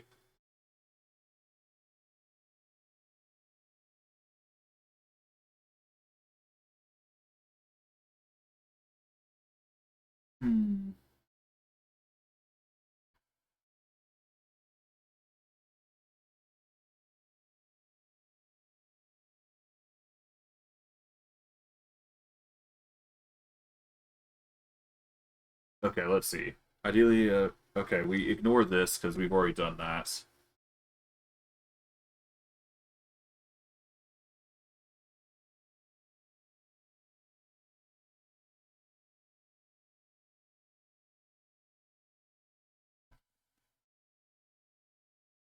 We've already got the achievement for that, so we don't need to worry about that.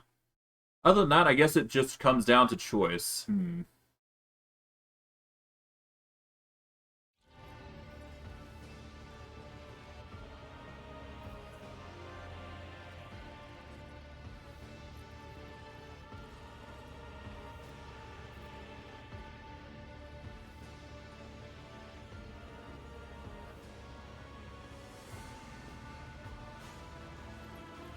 We're not going to save the miraculous fusion reactor, but we will save the, we should probably save the nobles and the commoners, I'm thinking. Worst case, I can reload and go from there, but nobles deserve to be saved above all others. We'll start with that. Any delay caused by loading and transporting to the ship will cost us precious time. Do not deceive yourself, Ignatious. If you indulge your vanity, you will doom billions to eternal torment at the hands of the Arch-Enemy.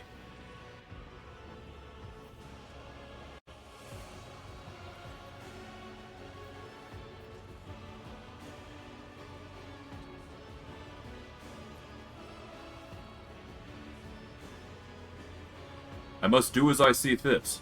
Perhaps I am acting foolishly in the Inquisition's eyes, but that is my decision to make. You detect a flicker of something beneath Heinrich's sanguine mask.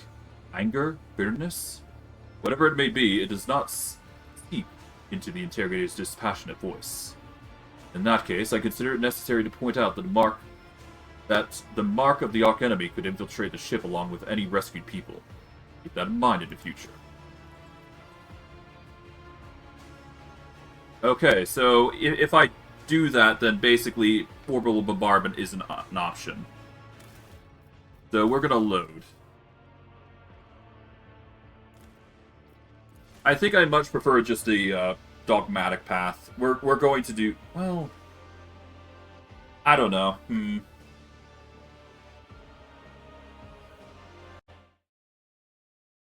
we go the dogmatic or the iconoclast?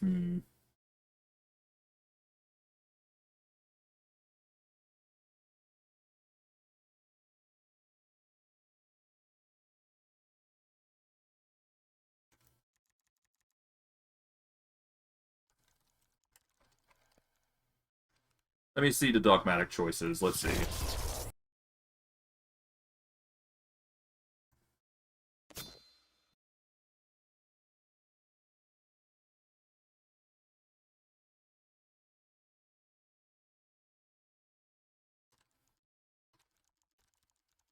Let's see.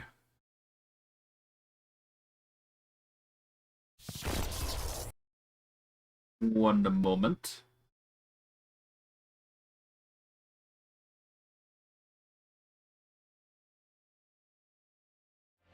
Yeah, it doesn't really specify. Do I go dogmatic or iconoclast? I guess it depends. Do we want to focus more on Argenta's path, where we save as many people as we can, or do we go the other option?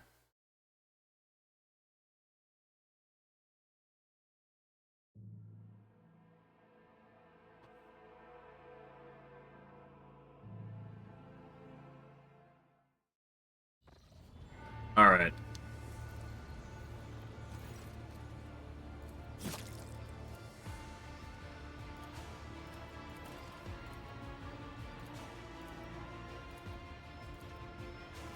Okay, let's see.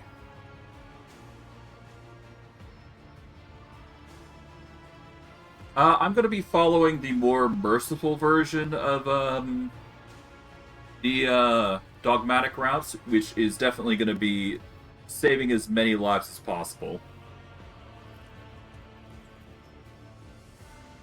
So, yes, I could destroy the star, but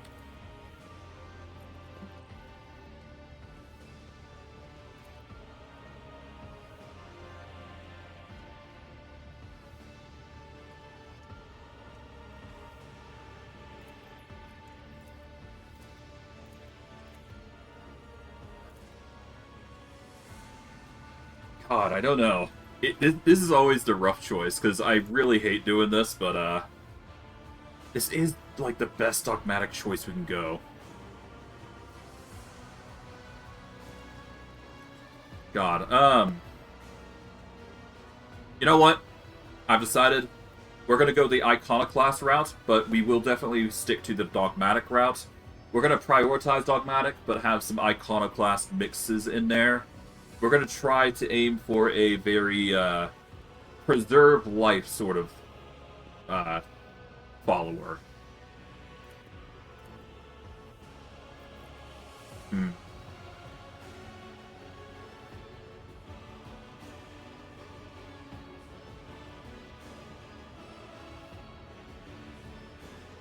Or do I?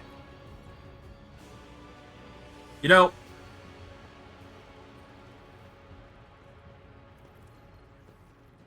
Yeah, you know what? Let's go with Argenta's option. We're not going to be blowing up the planet. Have the pie... We're going to save the commoners first.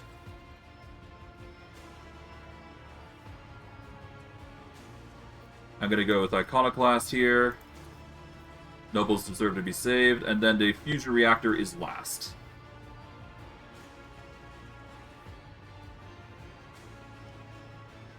Okay, so we won't be able to save the relic, is unfortunate. But that's fine. You should have listened to me. We'll have to pay for this mistake. Well.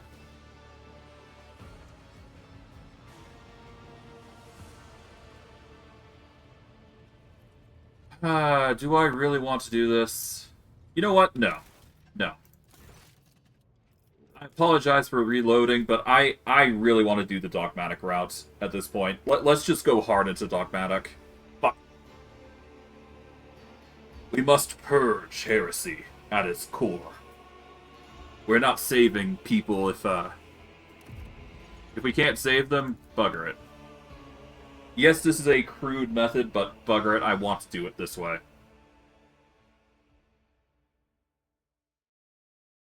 Death here is a mercy.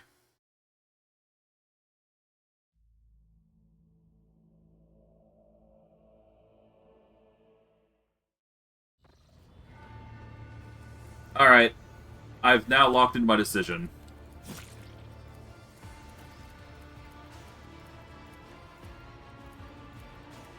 Okay.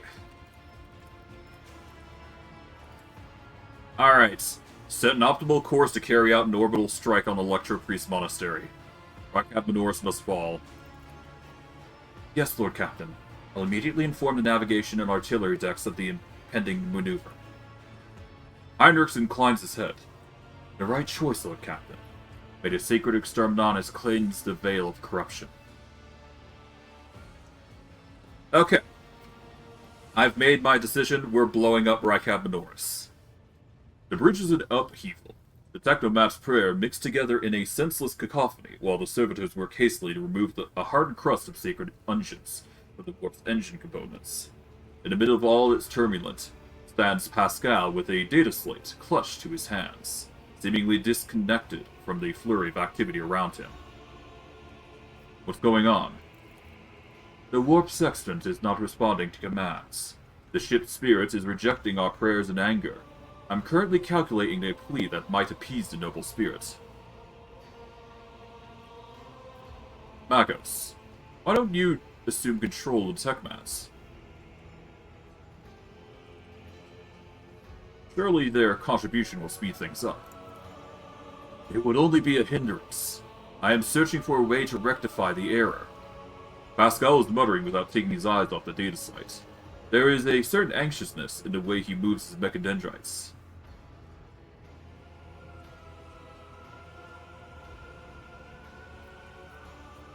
Magos, if you do not bring the situation under control, we will all perish.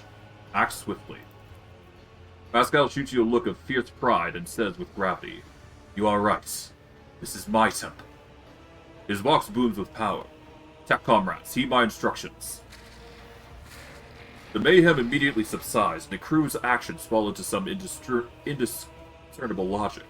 The omnicized servants start working in sync, and the binary clamor becomes a symphony of reports, which the Magos coordinates like a skillful conductor. Admirably done, Pascal. The Omnissiah guides me. The prayers of the tech priests surrounding the cogitator almost drown out the sounds of the bustling bridge behind you. Pascal, poring intently over the data slate in his hands, extends a mechadendrite towards you. Please take your place at the cogitator, Lord Captain. Alright. The huge machine in front of you is lit with dozens of vid screens and hundreds of lumens. The blinking lights and endless rush of symbols and digits on the green background make your eyes water. A vague sense of alarm simmers at the depths of your mind. The typical reaction of a layperson when confronted with the magnitude of the Omnicide's creation. Among the numerous controls you see the mouth of a cyber gargoyle, the same one at the gate of the Warrant Chamber. Pascal's voice becomes imbued with imperious force.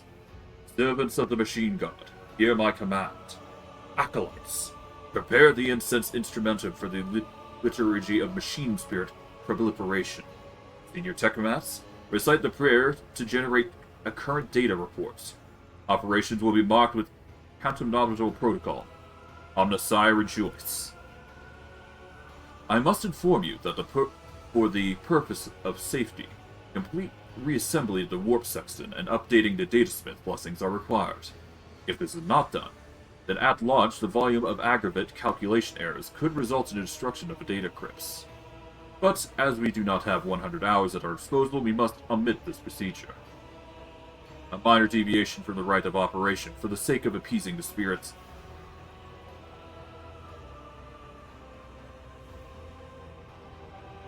What must I do?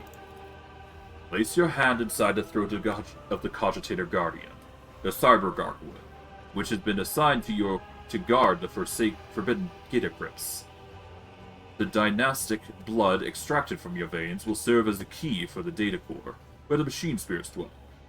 To it, we will offer our prayers so that we may bypass the protective protocol, for defective connections, and launch the warp sextant. The laws of Omnicide know no exceptions, and so in this ritual I will remain at your side to placate the wrathful machine, whose abode you will be intruding. Follow my liturgy, Lord Captain, and we may receive his blessing. Well, we've got no other choice to place the hand in. The metal jaws clamp down on your hand, breaking your delicate corporeal sheath and releasing warm red liquid into its gullet. At the same time, the image of the vid screen before you changes.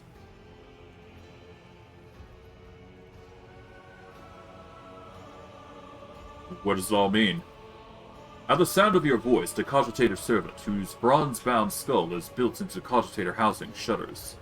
With a screech, its skull rotates towards you, then stops in that position. Benevolent code of voice receptor. I hypothesize that the defect is located in the analyzer block. I register a reaction to the signal, but no process response. A temporary override is permissible.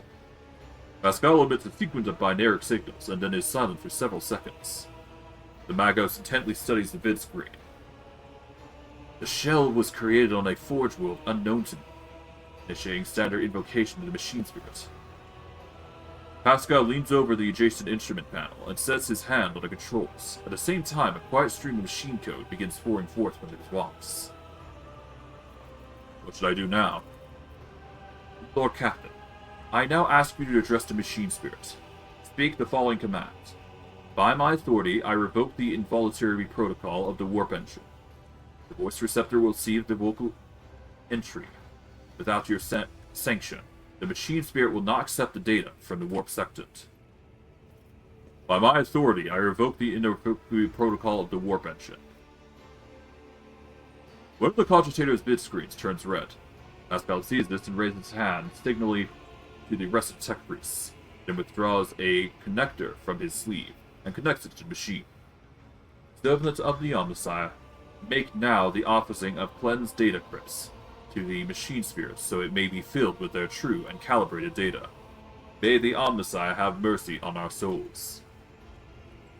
In meek solemnity, the acolytes offer up the cleansed data crypts to the warp engine one after another, repeating prayers of exaltation. After anointing the contacts with sacred unguents, Pascal inserts them into the cogitator slots.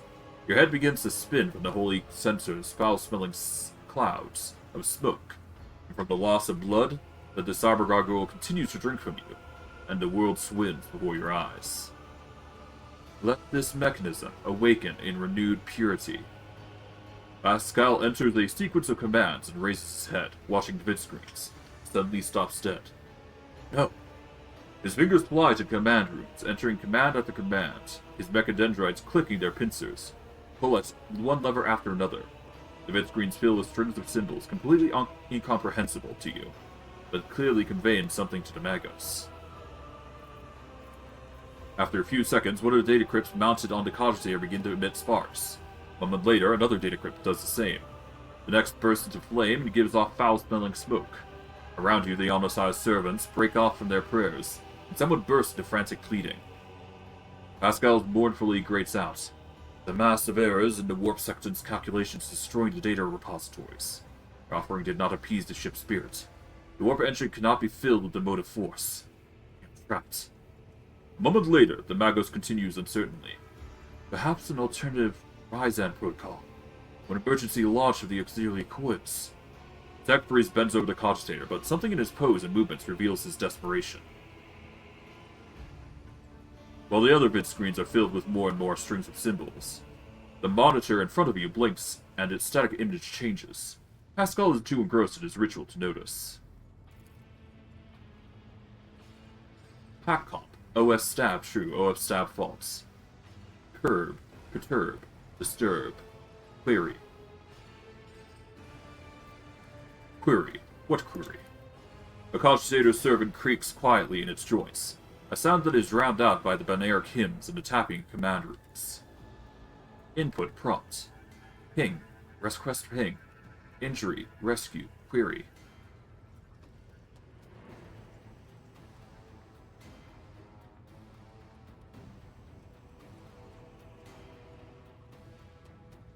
O hallowed machine spirits, in the name of the Omnici and the Emperor, reveal unto us your power and guard us against doom. Pascal echoes your sentiments with the triumphant sounds of a binaric hymn. Pascal's next vocalization goes unsynthesized as he sees the vidskin begin to stabilize one after another. The strings, frantically galloping across the screen background, are replaced with stable images of regularly updating status reports. Only one monitor remains inexplicably red. The text priest walks, crackles in shock, but his reports is as clipped and cynical as ever. Registering warp section activated. Registering data stream stabilizing. Registering zero data errors found. Reporting. The warp engine is ready for translocation. After a pause, Pascal adds, I am also reporting evidence indicating Category 3 miracle fulfilling the Cyterion. Thou shalt witness mechanism that toils in glorification of its function, and in defiance of deactivation. Lord Captain, Bravo here. The crew and I are almost finished carrying out the orders given earlier. I've just received confirmation from the engineering halls. I don't know what you did, but the warp's engine's up and raring to go. We're ready to begin translocation to the warp. The Lord Captain is speaking. I give orders to commence translation to the warp. Waiting for you to ascend to the Captain's throne, Lord Captain. May the Emperor protect us.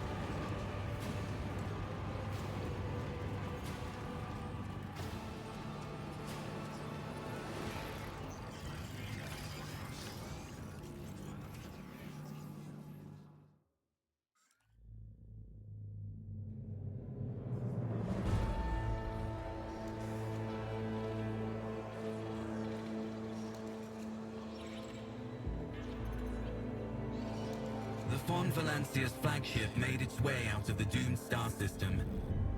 As the void ships plunged deeper into the Corona's expanse, the rogue trader's subjects bid a formal farewell to the late head of the dynasty, Theodora von Valancius.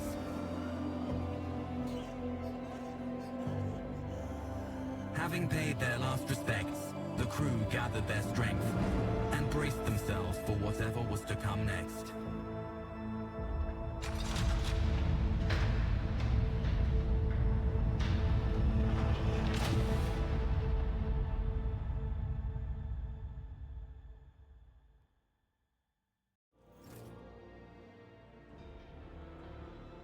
Alrighty.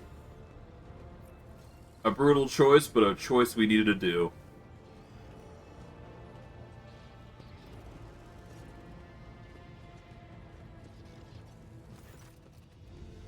Lord Captain, allow me to report. Our journey through the warp is coming to an end.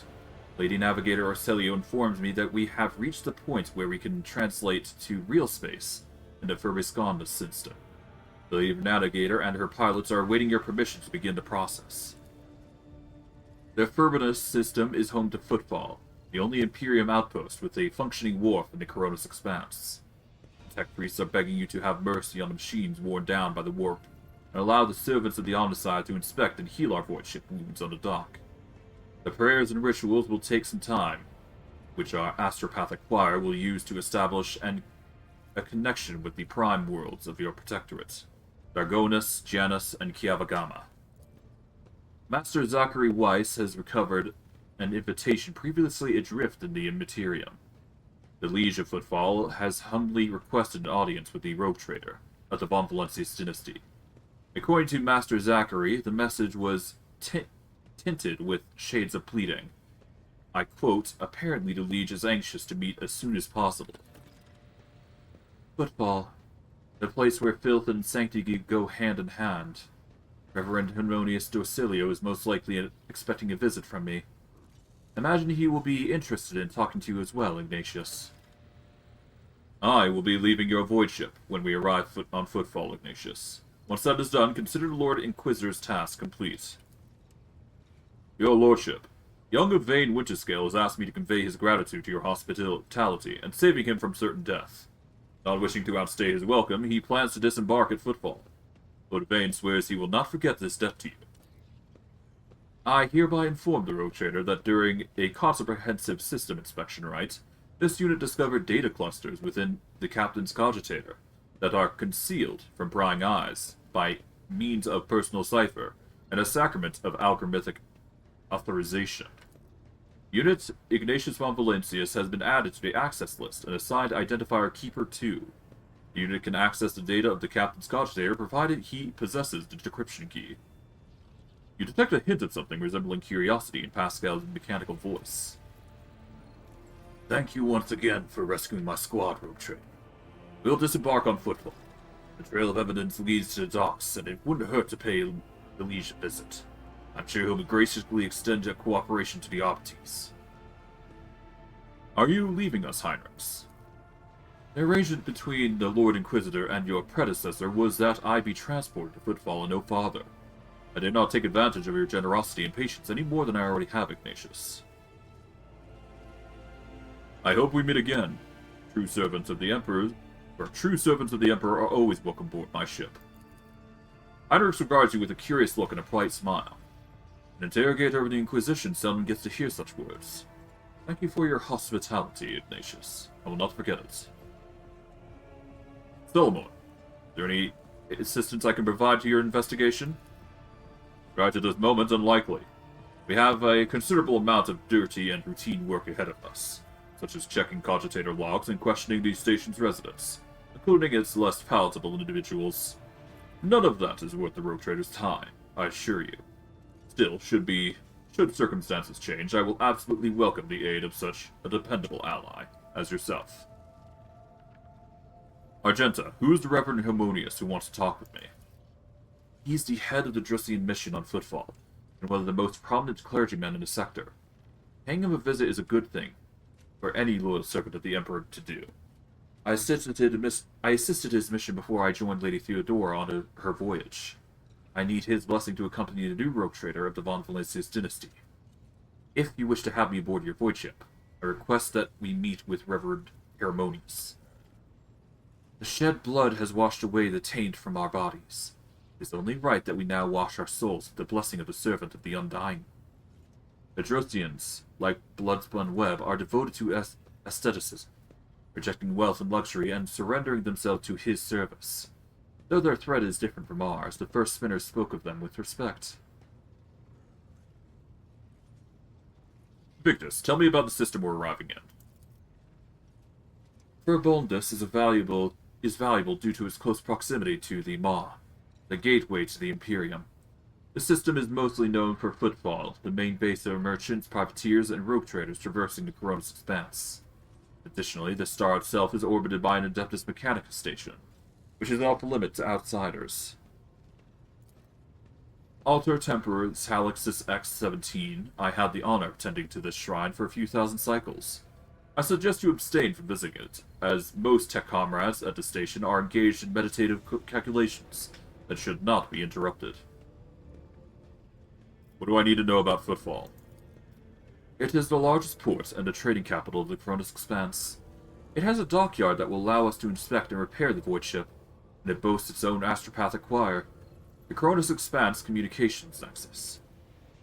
Not to mention pirate hideouts, smuggler caches, and forts belonging to a dozen gangs, groups, and factions. In the Coronis expanse, the Imperium relies on its outpost. The fringes of humanity domain rarely resemble its central worlds, but so long as Footfall serves the God Emperor, insofar as it can, it will be considered a citadel of the Imperium. Although I've heard that the TIS it sends are underwhelming, to say the least. Due to Footfall's remoteness, it has developed its own rules and customs. Many of the goods that can be procured there would be considered heresy in the heart of the Imperium, enough to warrant summary execution. Moreover, Footfall is the domain of the rogue traders, who transcend certain Imperial laws by virtue of the warrant they bear. Footfall is the brief stop. What's next? As soon as we resolve the issues plaguing the ship and establish contacts with the key worlds of your protectorate, the time will come for you, Magos Assessio, the official ceremony, or your Magne Assessio, the official ceremony of donning the mantle of rogue trader. It is mostly a formality at this point.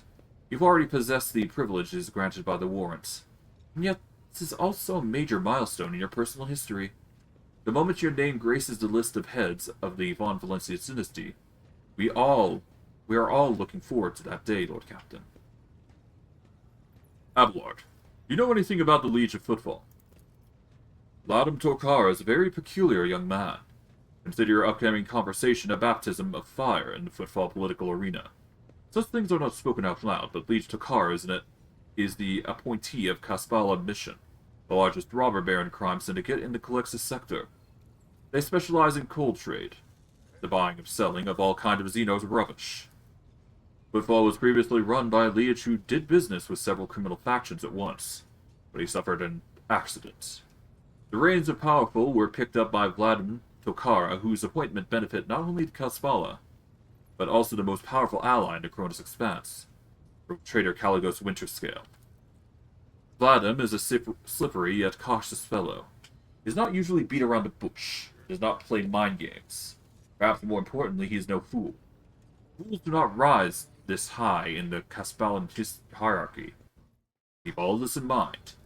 You are a rogue trader. You stand above him in status and with considerable power.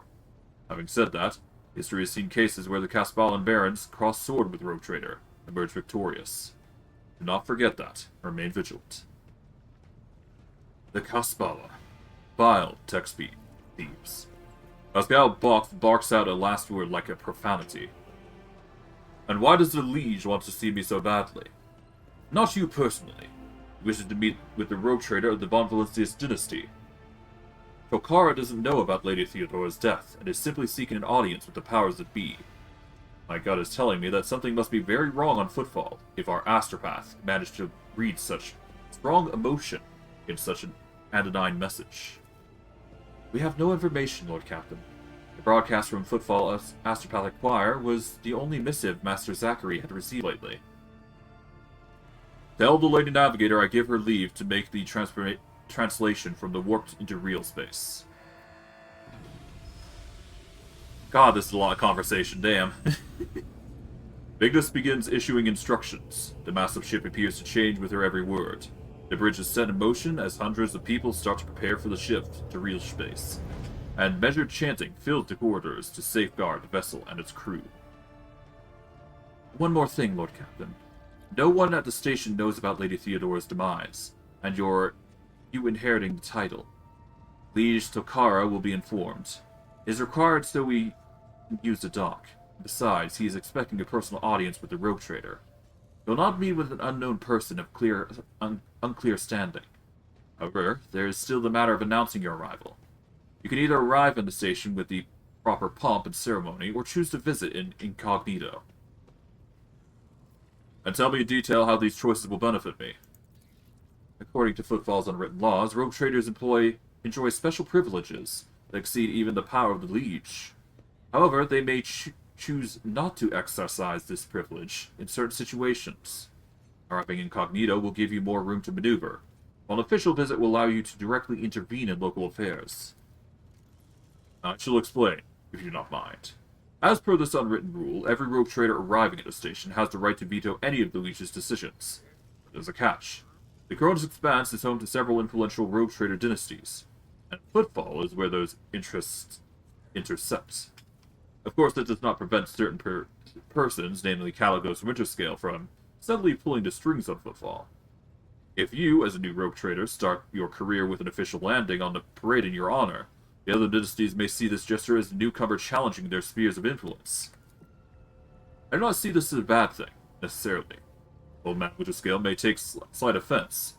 Cora will put on guard, but you have just risen to prominence, and most people in the Cronus Expanse have not even heard about Lady Theodora's departure yet. It has to be made clear that the banner of Von Valencia soars high as ever.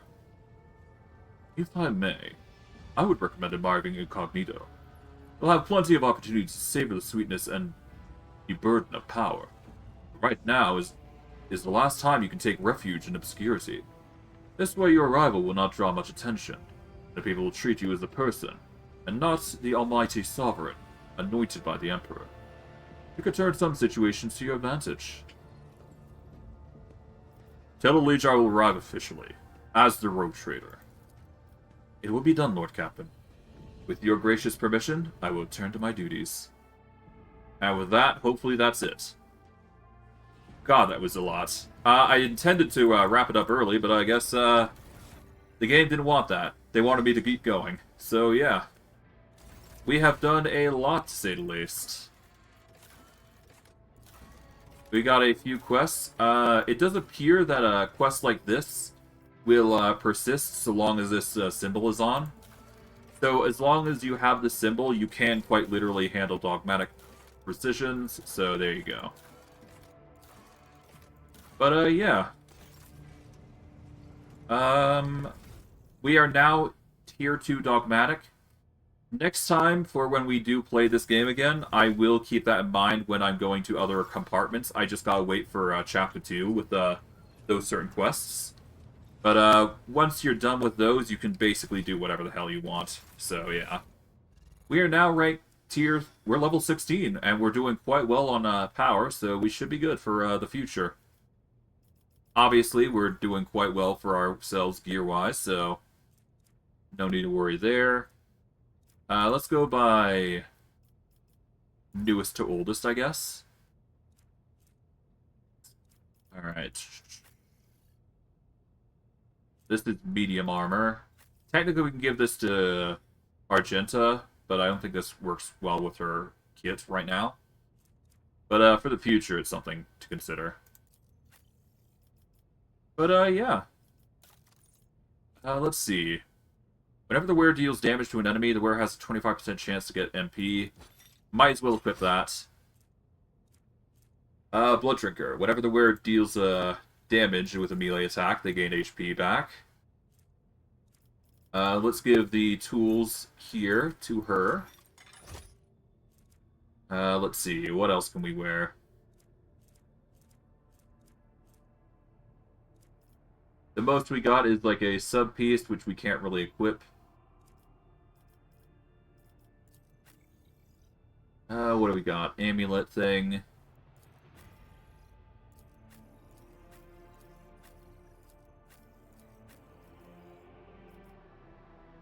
We've got pet items, but we can't actually give that to them.